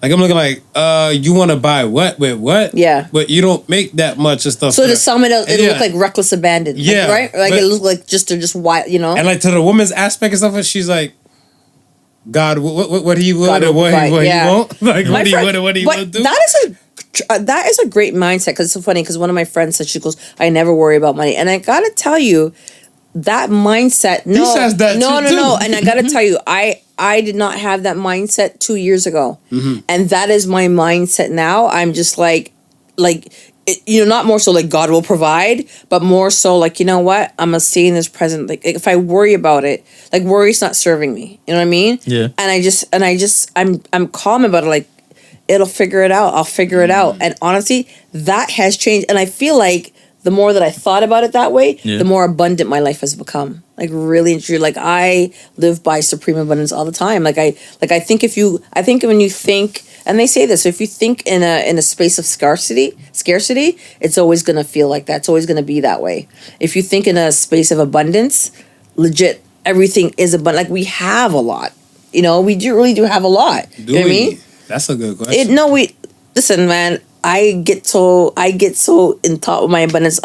There's this affirmation thing I listen to, and it sounds so silly, but it's like, thank God for the trees. I'm thankful for the flowers, and legit, and it sounds so like legit. So I'm going through my mornings. I'm thankful for my kids. I'm thankful for the trees. I'm thankful for the cloud. Like legit, like we have. When you think about it, we have a lot. Mm-hmm. Right, in this space, in this North American space we live in, we really have a lot. Like, I might not have the car of my dreams or the house of the dreams, but I have a lot. I think it'd be like, for me to say I don't have is like a slap in the face to the life that I've been given. You know what I mean? Put some respect on God. Yeah, no, for real. Like, so I've had to change my mindset. So when you say don't worry about money, you know what I mean? So when we talk about hard choices now, for like, it really depends on what the choice is. Because my hard choice is not your hard choice, right? Yeah. Like I said, like when we hear famous people online complain about whatever happened to them, and then you'll in the comments, what does she complain about? She's got all this. She's not even talking about on a a material level. You know what I mean? Like, it's hard to say what it is, right? But I mean, but that being said, I think we all deserve, especially our people, like my people, we deserve to live soft lives. Like, I really do. Like, I'm really about this whole soft life, hashtag soft life. You know what I mean? I really do. And I mean soft in terms of whatever just is going to bring us ease. Yeah. And make us be the best who we can be as individuals. Right. Right? Like, you don't do no harm to anybody. You're just trying to live your life and be a good individual. You know what I mean? And just carefree. You know what I mean? You're right? I agree. Yeah, man. Agreed. Well said. Agreed. Mm-hmm. All right. We are on the Ask the Sons aspect. Ask the Sons. Oh my God, I had one and never thought about it. Oh, yes, I have my question. Go ahead. Fire away. Have you ever taped an episode with someone, or a guest, and after you cut, they were like, I hated every second of this shit? Oh shit. That or they told you don't air this, I don't whatever. Like, have you ever had that? Like, anybody that was just like, so the camera was all good. Right. But the minute it cut.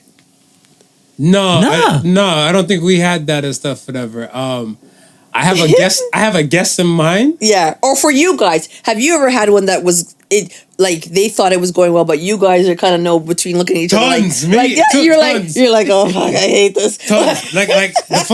So the funny thing too and stuff is that when we hit the 200 episode mark, before that week and stuff there, I made it, talk to my secretary Siri. Yeah. And I was like, I want to listen to the first episode through entirety. Yeah, to see where you were, where you are now. From then and now and stuff whatever. So and that episode of stuff was good. Yeah. Right? And then the second episode of stuff whatever kicked in, like it automatically played because I listened to it like on a platform. Mm-hmm. And when it kicked in, I was like, to me. Yes. It's to me. Yes. Right? But the funny thing too and stuff whatever is that like it was like, we were talking about like black superheroes and everything. Yeah. And he had a moment and everybody was loving it. Everybody was like, Clarky. And all this type of shit and everything. I was like, yep. I guess it has to live because I don't like. I get, and it was so funny and stuff because my son was younger at the time. Mm-hmm. My son was younger and a younger cousin and stuff was with my son and stuff. And like, when we were recording, you can hear them crying. Yeah. Kind of through it. So even like one of my people heard the episode like, is there a crying baby in there? What's happening in the background? I was like, burn that whole fucking episode. Yeah. But it's I want to say it's so organic. Yes. Because I was like, you can't recreate that. No, you can't. I can't wait to throw an episode of my son's face. Right. Dad, can I come on the show? You were already on there. You're already on there. Me. Okay. Right?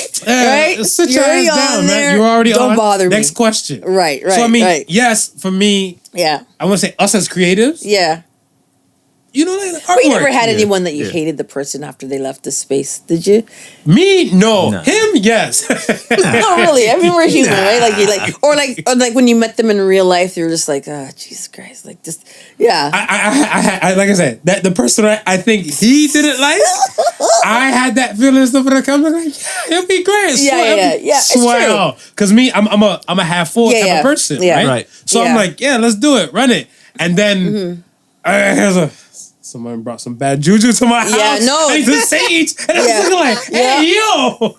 No, how did I we mean, get here? but I can understand. He like, knows exactly what I'm talking about now. you could tell me after. That's fine. Yes, I'll keep my we'll secret. tell you when the lights kill. Yeah, I know, but no, there's got to like, you know, so there's no one ever also who's been like, I don't want you to air that. I hate it. Like I didn't. No, because that's a lot of times stuff for that, especially even set person and stuff too. Yeah. When they come on, it's kind of like I guess they were expecting one type of way of how the format of the show might go. Yeah. And then we're talking, we're flowing, it's Yeah. good conversation, the jokes, everything is coming out. Yeah. So they get better. So like so you never really have to like even draw like almost feel like you're trying to, you know, pull information from a guest. pull teeth. No, I think Yeah. you know what it is? And this is how I've learned to speak, like not even full persuasive speaking, but it's kind of like vulnerability. Yes. If I show you a side of me, you kind of feel like you want to match the energy. A lot of people. Think about somebody you don't know. For sure. If somebody you don't know and stuff, they come up to you, they talk to you, hey, how are you? Blah, blah, blah. Yeah, you know And then they right tell away. You, like, You know right away how it's gonna flow, how you're gonna they feel. look like you look happy and stuff for that. I would have been happy, but my dog died and stuff, whatever, right? And like even you're a cat person. Yeah. So then you're like, damn, you're like, Yeah. you can feel that. And they're like, you didn't have to tell me that your dog died. Yeah. But here you are telling me and stuff like that. True. So I guess, you know, you might want some comfort, some solace and everything like that. So now you'd be like, well, I felt this way when such and such passed away, or we had a parakeet in a classroom. And it just, you tend to match energy. Side note of this, I don't know, do you guys have HBO? Yeah. You gotta watch this show that I just stumbled on last night called The Rehearsal. No, I never heard And of it's by the guy, do you guys watch Bob's Burgers? Yeah. So the guy who plays Tina, it's his show. Tina. So Tina, the voice, he sounds like Tina Real and Nathan Felder.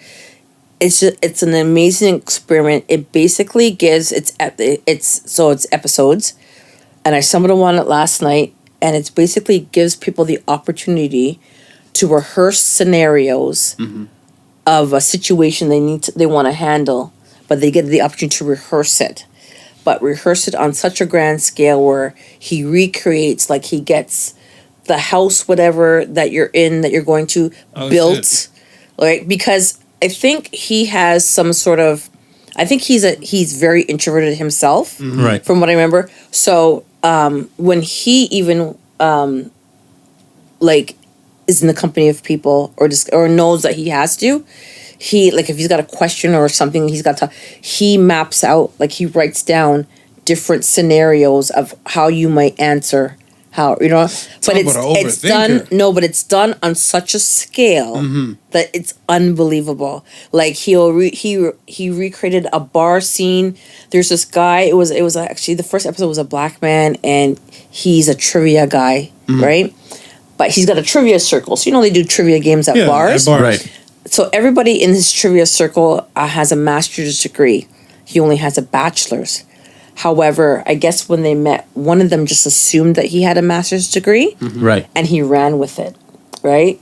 So he wants to tell one of the people in the group that he's got a bachelor's degree, but the person's very kind of high strung. So basically it was walking him through the different, he created the bar, he built the bar, the same bar that they would go to, different scenario. But it's so interesting, this thing. Just long story short though, is the guy ended up telling her, but he would have rather held that secret than lose the trivia match. It's beyond what you're ever gonna see, but it's such great watch TV. But vulnerability, man. Yeah, no vulnerability. But yeah, so Have to. So and even for himself, like he's like, it's just teaching people. Like, you should see the scale that it's on. It's weird. It's wild. But yeah, like, you know, like making people comfortable. You know, like if you were able to rehearse yourself, right? Yeah. You know, would you take it? But you got to watch this show. Trust me, you will not Sounds regret interesting. it. I don't know the rehearsal. if I was able to rehearse myself. I'm not too sure. Yeah. Because I think my thing and stuff is that, well, my overthinking as I have moments and stuff when I'm in my bed or I'm about to go to sleep or some shit like that, and I think about some situations that I dropped the ball on. And it'll be years ago. I do that too. Years ago, I'll be like, I'm like, I could have picked that chick up if I only said that. You know what I am the George Costanza. Like, I should have said that. Yes. Yeah. I have my Costanza moment. It's Jerk Store. That's me. That's me after.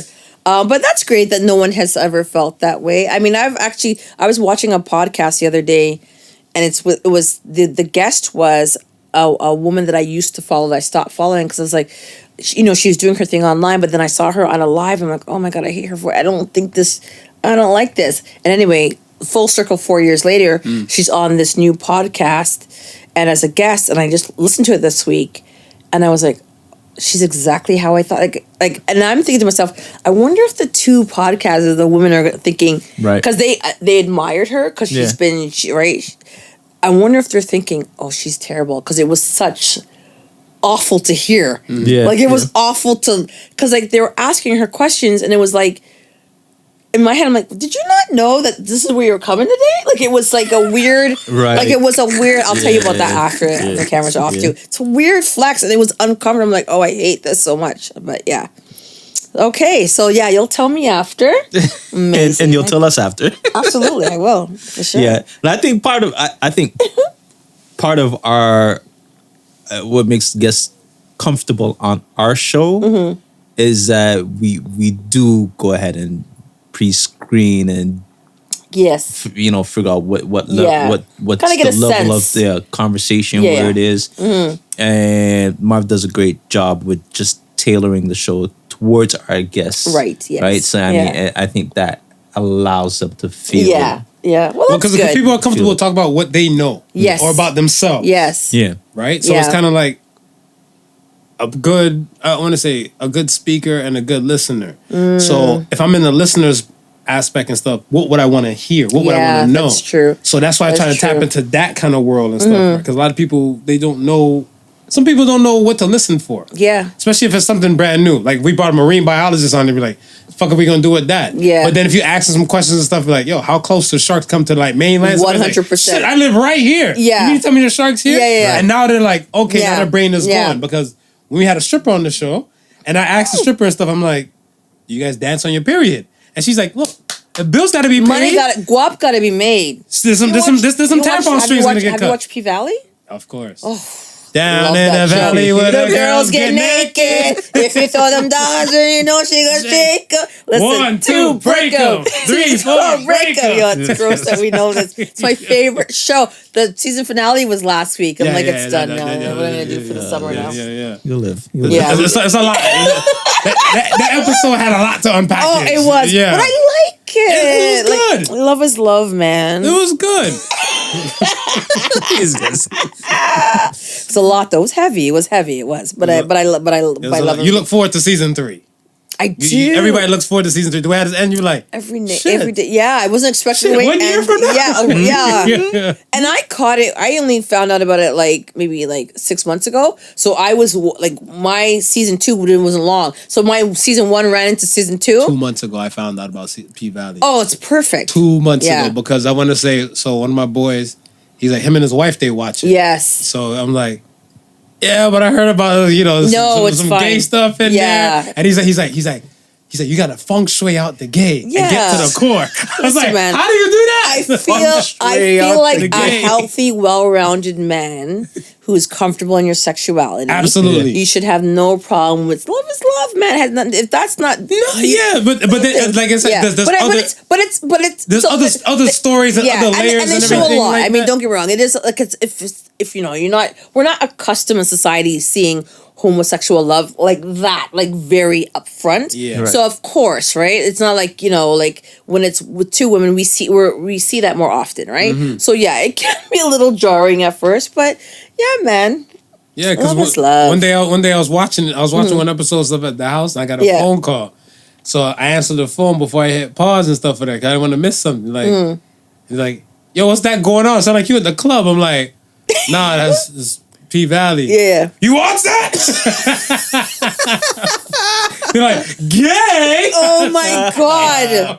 I'm like, how can I help you, man? You call me, what man. do you want? What do you want, man? You call me, man. Apparently it's books though. Apparently the writer and director Katori Hall, apparently it's I think it's a book or a screenplay or something. Yeah, probably. Yeah. So like I said, the characters and the way the story. I think they're well developed, man. Well developed. Man, it is. You gotta really give a hand clap and stuff to it. And even to the actors, like the guy who plays Little Murder, like he's a straight homosexual man. He's married.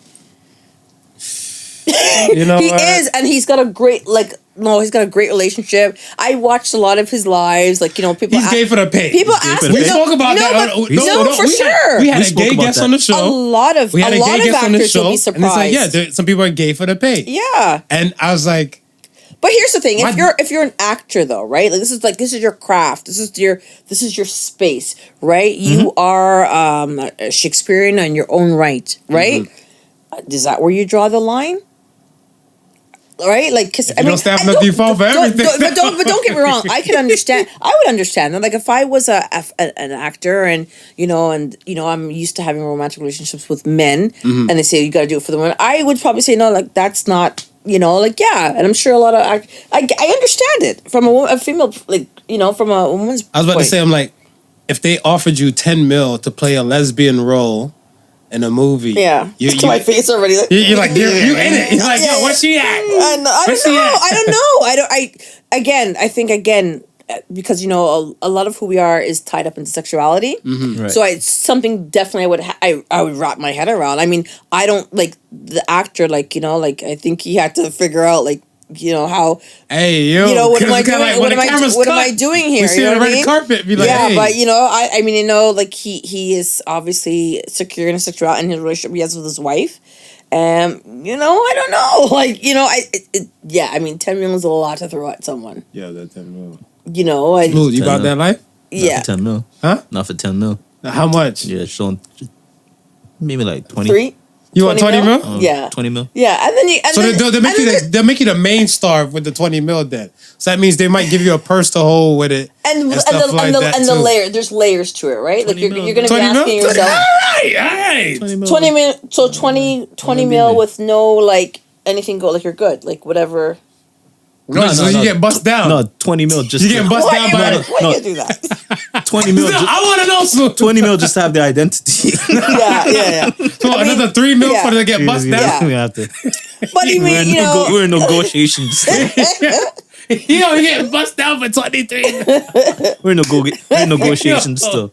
They're watching it in every country with subtitles. Because is 20 million enough still? I don't know.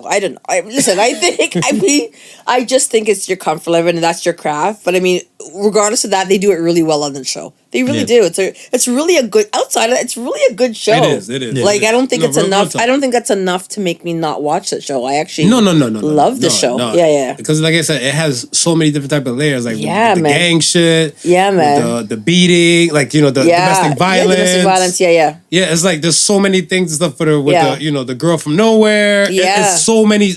It's well written properly. It's well written. It had to be a story. Yeah, because I mean, even again to tap back into the homosexuality, it's even done in a way it's a real relationship. You know what I mean? It's a relationship. Yeah. And that's real life. You know what I mean? It really is. So, but no, you're right. It's real life. It's just that it's not something what I'm accustomed to seeing. Yeah, we're not. So it's still like a as a society, not like that. It's still like a shock. Absolutely. It's still a shock to the system and stuff, whatever, right? For sure. If I see a movie and stuff and I see two women and stuff going at it, I'm not fazed. Yeah, absolutely. I'm not fazed. It is, and that's what society has done to us, right? But yeah, absolutely it is. But we're all for P Valley around here. All right, and Smooth's went for 23 mil. He gonna get bust down for his role. 23 man. All right, I don't blame you. All right, man. Let's get to the next Ask the Sons question. Okay. Good question, by the way. Thank you for that. Yeah, okay. Sons. Yeah, I'm not gonna forget. I need to ask who, but that's fine. Don't worry. Next question comes from Last Letter. Mm-hmm. What companies can go F themselves? Gucci, H&M.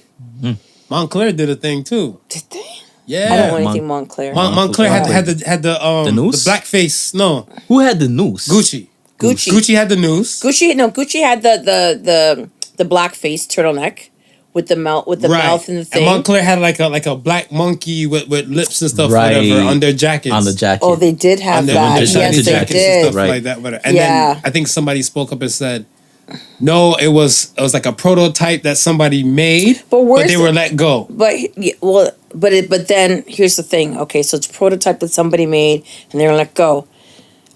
how like but then the jacket get on the market, right? So again, certain things we all know, whether we work marketing or not, things got to pass certain hands and inspections before it gets out to the public, right? Yeah. So there was a certain set of people, a group, directors or whomever, that saw that prototype and let it go. Well, Right? Because it's like, well, let's just see if we can get away with it without noise, right? Because no one said, what's that going down the, no, take that off the turnstile. We got to get that up. Nobody said that. It got made. It went through product inspection. It went through packaging, and it got sent off. Right? You know how many different set of people that is?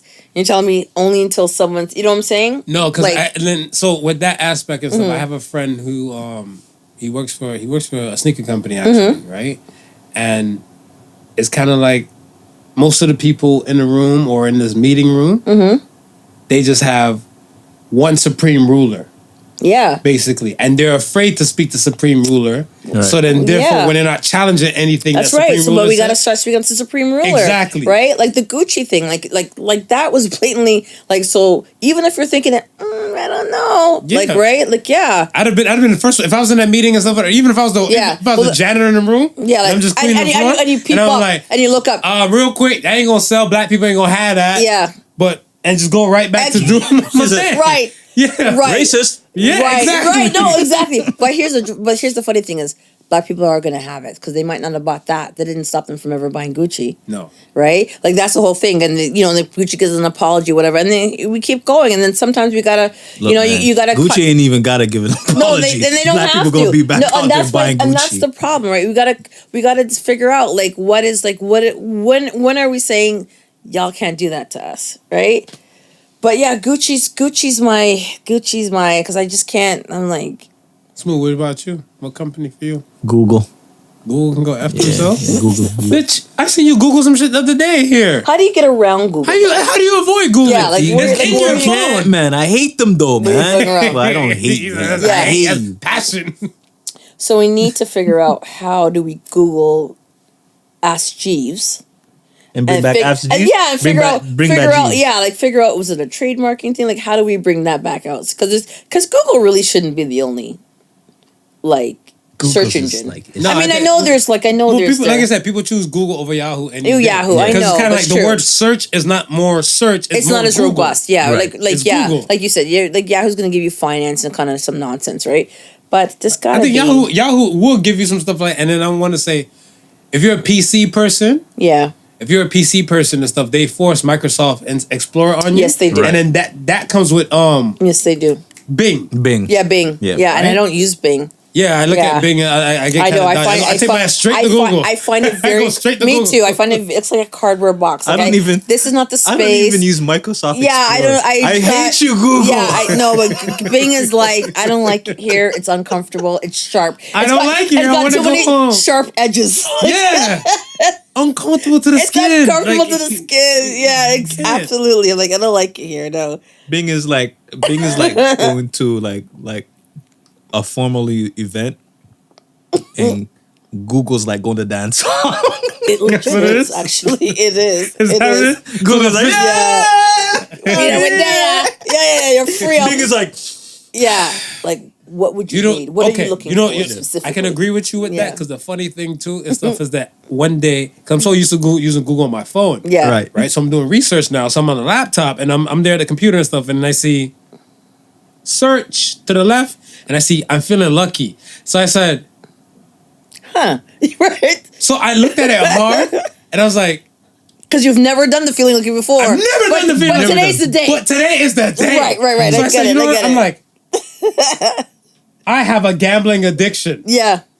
I'm not gonna hit search. I'm gonna hit. I'm feeling lucky. Yeah. Right. You're feeding into more of the person's gambling addiction because they're gambling with whatever fucking Yeah. website. Yeah. So then I go in and stuff like that. It takes me to like some website. I was like, yeah, I don't like this. Right I don't here. like it, yeah. Give me I want options. Yeah. I want options. he wasn't so lucky. Yeah. I don't like that either, actually.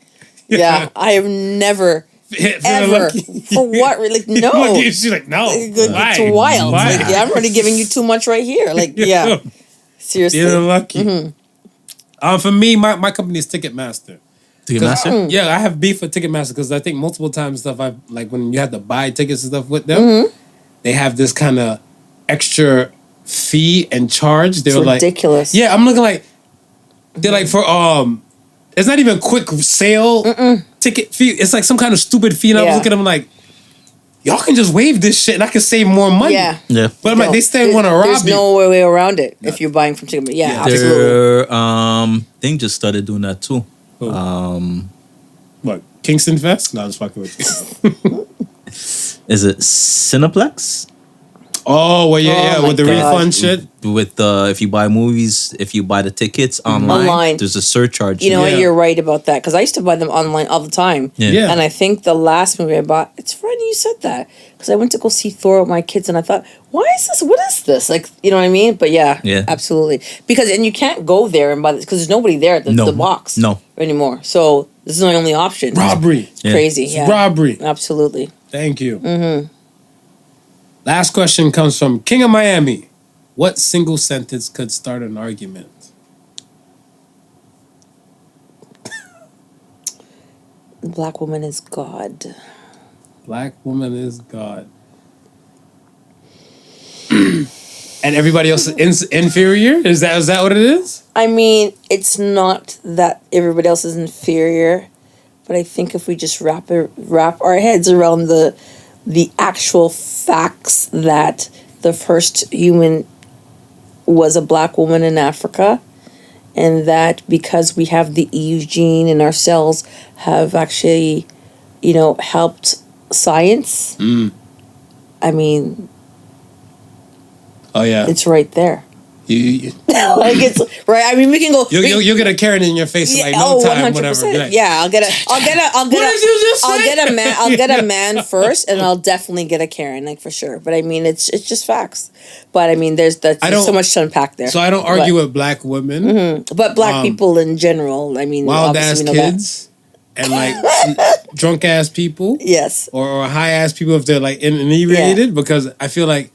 Those conversations you just can't win. No, and that's not even something. I mean, since you asked me, here's what I'm talking about. Yeah, that's not even. But that's not.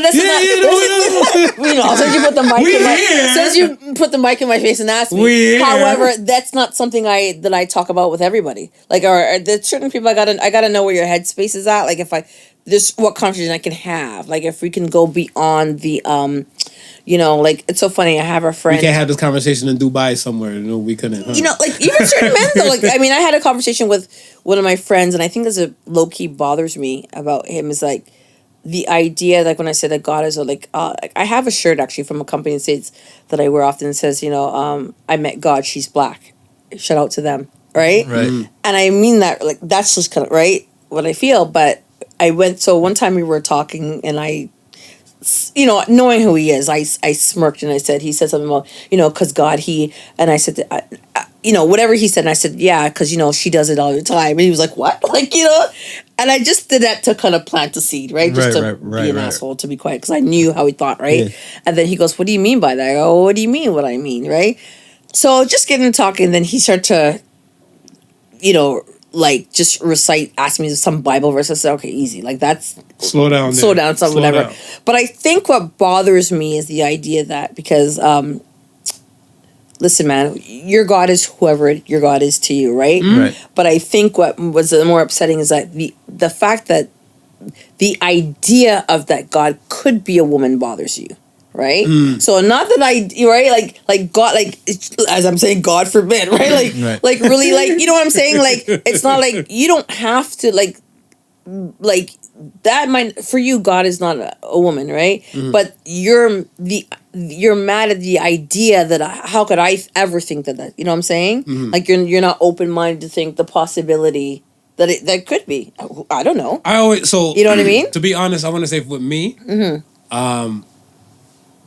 what album was this? I'm gonna tell you. It's an Outkast album. Speak About Love Below. So Andre 3000 had a skit, and he was talking to God, and he was calling God a lady. Yeah, God, a lot of people do. Oh, you're a lady? They'll say her and she. Yeah, he's like, oh man, my bad. Oh, lady. Yeah. And then I started laughing. Yeah. But I thought about this stuff. Thinking about it a little bit. Yeah, because it gets you to think, right? Yeah. So I remember one guy said, I'm like, oh, are you okay with men having babies? Right? He said, men only gave birth to turds of shit. Right? And I was like, so then we all children of God who's a woman. And then the guy's like, no. Yeah. He's trying to hit you with some hotep shit, right? Like, yeah, for sure. And that's my thing. It's like, you know what I mean? Like, it's very, like, that's another whole thing, right? But I hit the it's like, no, for real. It's more like, yeah, it's like, if you believe he's a man, that's cool. But you're upset, like I'm more like you can't wrap around your head of the idea that it possibly, and that's what's troubling for me, right? Like, not that you don't have to subscribe to it, right? But the fact that you're not even, as soon as I said, like, do you know the Bible? Like, this word, I was like, okay. Like, I was like, then we're not on the same space, right? Double entendre included, I have no problem bowing to a woman. I have a problem bowing to a man. Just more the idea of, like, because I feel like in everything in life that we've known, right, we question it, right? So I don't know. Like, if you told me, well, what your God is who, I'm like, well, cool, if that works for you, smooth, then, you know what I mean? But he was upset, like, the idea, like, rage. Right? Yeah, and I was like, oh. Me, I'm an asshole. I keep throwing sticks to that fire. I was like, oh, I was like, oh, that's interesting. Like, interesting that you're not open-minded to even, you know what I mean? And that you thought the answer to kind of quell what I was saying was to shoot me a Bible verse. That is a man-made. But anyway, that's another time. Like, you know what I mean? But it just was a weird thing for me. So Smooth. Tell me your sentence. Start World War III. You gonna leave that right here? At least my house it starts World War III. Who wears the pants? The wife. Because that right there will start a war. I think that's me running up the stairs in a rage. You shook. Yeah. I didn't leave it there all night. Like a whole Sylvester suffering succotash. You gotta go in the bathroom, look in the mirror, play a YouTube video about motivational speaking before you have a conversation with a black woman. Is that what you gotta say? You gotta be like, because we can't, like, listen, man, we're just like that's facts. Like, I am all for, like, whatever, but I know who I am. I know whoever. Like, again, yeah, you do. You better be ready. Preparation is key. Yeah, we come guns blazing from just. And this is for me. What I've noticed is when you want a conversation with a black woman, as a man, you get one of those whatever. Yeah. If you get a whatever, you want. Just stop and or are you hungry or not? Like, we try to just brush it under the rug. Brush it under the rug. Yeah. I'm trying to get better at that, though. I told you, I'm really trying to be better at, I'm sorry, maybe the way you thought. You know what it is? My personal opinion, it was a side note I had a long time ago. Yeah. This is my thing. I always say, it's easier to humble a great man than it is to humble a great woman. And what I mean by that and stuff is that I think if you have one great man, and let's say, for lack of better words, we'll call them commoners. Yeah. You have like 20 commoners, tell that great man that the things he's doing is not great, he'll question some shit. Right. He'll question his reality. Right. I think a great woman and stuff, you might need like 50 to maybe 100, because they'll be like, you just a hater, I'm a baddie. 100%. And that's what it is. And I'll say that humility. because I've always said, like, I'm one of these people, like, I don't, like, you always hear what, they say when women are arguing, they always got to get their team. And, like, I've always said I am an army of one or none. Like, I don't give a shit if my friends are on board with me. You got whatever. This. I'm a said what I said person. I really am. Right. Like, I said what I said. I don't care if you don't, whatever. Like, I don't care. Like, I really don't. And I've always been that way. And yeah, women are built that way. Like, and I think women are built that way because I almost feel like because society tells us everything that we're not, like, or we can't be. So we've had to kind of figure ourselves out way the mud. I could agree. You know what I mean? Like, so we just had to figure, like, F it, I gotta do what I have. You know what I mean? Like, I think that's what that is. Like, you know what I mean? But I think, and I'm not saying that there's not women that aren't like, there are women that aren't like that. And I think, and there are men like that too. But I think as women that we just sort of, there's this idea sometimes that in everything that we do, that it's really you're on a solo mission, kind of like your ideas, or not even solo mission, but your ideas are secondary because like old school shows. Don't worry, darling. Let a man handle this. You're overthinking. You know what I mean? Like there's this idea, right? That kind of tells us like your thoughts don't kind of count, and you're just a secondary voice. Like I said, God's a man, like, you know, all of that, right? So like although we birth people, we do all of this, right? We create, you know what I mean? But you still ain't, you know, whatever. So I think women, we've had to kind of be our own affirmations, right? Before affirmations was even a thing. We've really just had to be our own cheerleaders and be like, yeah, F you, I got it. You know what I mean? And I'm going to do it, right? Because I think the key thing for both sexes is humility. It is humility. It's 100%. humility and stuff, right? But I think it comes, like I said, again, it'll take like a few more people to kind of bring down said great person. Yes. As a man, like because like you tell them and stuff like, oh, let's say, I'm pretty sure like first Biden. Yeah. People telling Biden, he's falling asleep here. He's probably doing all this. He's probably drinking more coffees before. Anytime a camera coming out, he's like, fuck this. He's like, yo, people, I'm slacking in the boat. They can't like, see this. Right, you know what I'm saying? And I feel like, and there's no disrespect to no women, but I just feel like when you're a great woman and stuff and everything, you're like, please, you don't even know what it takes to stand in these heels. And you're right, because I think our first thought might be you're attacking me because I'm a woman.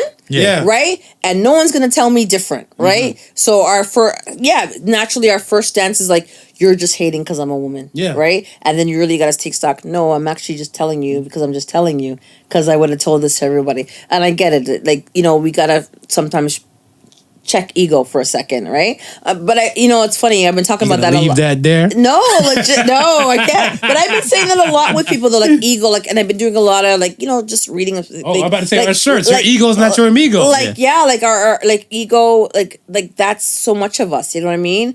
And that's why we don't get down to sometimes who we are because we're so and a lot of it comes from fear, right? So I gotta have this here. Like you can't really see me not be my like my humble just natural self, like we're just trying so much. As soon as we step out the door we feel naturally we just become someone else, right? Like well no, but I don't mean on purpose, like okay, like when I step out the door I gotta be Tracy for work Tracy, you get what I'm saying, right? And I gotta be, and then when I come home I'm Tracy the mother. You know what I mean? So I'm different things. I show people different sides, right? Like my kids don't see when I'm when I'm very humble to certain girlfriends and I'm crying with it. You know what I'm saying? Right. So your ego was putting on this cape for you to be whoever. You know what I mean?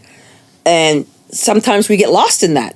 We don't even know who we really are. You know what I mean? I always find out for myself. I feel like I lost myself sometimes because I match energy. Yeah. So if I don't know you and he's like, hey, how are you? I'm like, fine, and yourself. Yes. And like it's automatic. And I'm like, the fuck did I do that for? Yeah, where did that high pitch come from? I know. I've been saying that lately. I'm like, why did I just do that voice like a weirdo? I just match the energy and stuff like whatever I'm getting and stuff with it. So if you give me like a kind of standoffish, but you're an empath though, because I feel like I am too. I totally am. Or I absorb whatever someone's feeling or thinking, like whatever. So whatever you're going through, even if we're in a silent, like whatever I know, like like I don't like it already, or that feels like it needs something. Yeah, for sure. Like that's where that. So the energy, even if you're not thinking you're attracted, it's just coming to you anyways. Right. Right. It gravitates. It's like a firefly.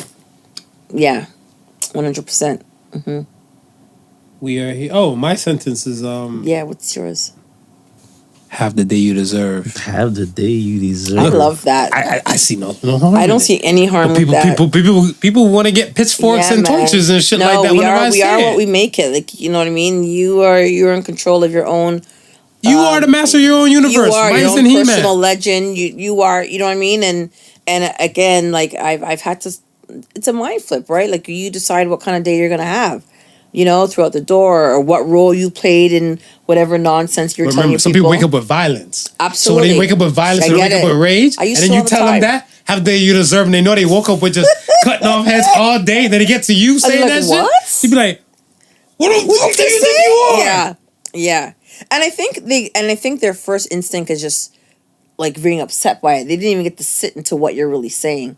Because I think after you sit, like you hear what after you say it to them and they get mad, I think if later on they went back and said, he said, have the day you deserve. I think if you really think about it, it sounds like, I get it. Yeah, but people don't Yeah. listen to understand. Yeah, they listen don't. to respond. No, they do listen to respond. So Yeah. that's the main thing. Because like, if you 100%. understand it, or if you're in the process of, Yeah. I put it like this: if somebody Yeah. asks me, "What do you mean by that?" Yeah. I'll tell them exactly. Absolutely. But most of the And time, they when I get it. say that, it becomes like a mic drop. No.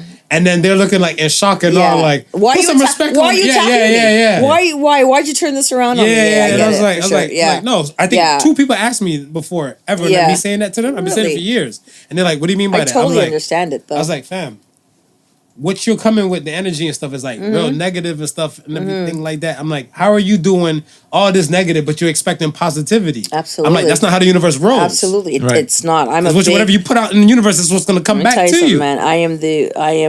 I am the biggest fan of the universe. Like legit. Like I move in that space, and it's 100% true. Yeah. That's why I say I move in abundance. I don't think in scarcity. You know what I mean. I live in a space of gratitude. Like it's really comes back to you full. But you know when you leave the house, like you figure out what you know what I mean. Whatever happened last night or whatever, like. You know, you got to try to wash that off and, you know, deal with like what's happening presently. You know what I mean? And it does. And when you are positive things happen. You know, they really do. Yes, ma'am. Yeah, that's a great thing to say. Have the day that you deserve. But it's all Just tone. the tone though. you say It's it in. tone. Just Like, the tone you know you say it it's in. tone, right? Marvin, not Tony. Yeah, it's all tone, and I gotta figure out. I think I'm gonna use that. I'm gonna use it every way. In the right tone. No, not even the right. No, I might just use it in a way, just like well, you know what, you have the day that you deserve, Yo, and however you think that tone means. However you take it. Yeah, you that's your take it. business. Yeah, I know. Yo, what it meant. my girl said she was. I think she was. I can't remember how she was explaining, but she was saying that basically like she was getting ready to park. Yeah. If she's getting ready to park and stuff, whatever. Somebody had their car. No, I think she had her car door open. Yeah. And the person was trying to park. Yeah. And then so she said she's just gonna grab something real quick and Yeah. everything. And they're honking the horn and Yeah. everything like that. Yeah. So she's like, "Well, damn, I'm almost done." So Yeah, when she was just give me a done, and by the minute. time they're Yeah. parking, they're like, you just have your door open." She's like, "Half the day you deserve." And then that's they it. just. That's it. What else you gonna say after that? That's- Yeah, man. Silence the peanut gallery. I like that though. I'm gonna use that. No, for real. It's yours. Yeah. It's Welcome. Thank you. Welcome. Thank Cheers. you. Thank you. All right, we are at the end. We are here. We have a little motivation for them for the week, and then we keep it pushing, and then we let them know how to find you. Are you ready? So Say the Sons this week says, sometimes you have to take a risk because sometimes there's a reward waiting. So say the sons. Yeah, I feel like a lot of people and stuff don't try to take gambles. Like I know we were saying earlier about some people staying in their lane, like they're all comfortable with the 9 to 5 and everything, but at least every now and then. I'm I not like saying that, you yeah. gotta live at a casino. Yeah. But just take a little risk. Yeah. Take Yeah. a chance. Take a chance. I gotta apply that to myself. Yeah, I like that. Yeah. That's yours too. Thank you. You're welcome. Absolutely. Thank you. We are here. We are here. Like, comment, subscribe. Thank you. Tell the people where to YouTube, find you. Tell them how they find you. You can find me on IG at Lady_Cigarillo. That's CIGARILLO. I have a website, ladycigarillo.com. Facebook, I have a Facebook page. I think it's Lady Cigarillo. I think it's just Lady Cigarillo. Yeah, it's just a weird place. But You can find her on IG. yeah, but and her IG is my website. space. Yeah, you can find her in the IG. metaverse. Yeah, I'm just out there on IG, Lady_Cigarillo. Yes. So, Yes. Thank you for having me. thank you. It was Anytime. fun. Thank It was you. fun. It was fun. I learned a lot about dig cigars. it. Yeah, man. Yeah. The lessons was well needed. Yeah, man. Well needed. Thank you. Once again, folks, thank you for listening to the Podical Sons. Remember, the difference between genius and stupidity is that genius has its limits. Peace. Be safe. Peace. The Podical Sons was not your average Joseph and Sofa King Marvelous.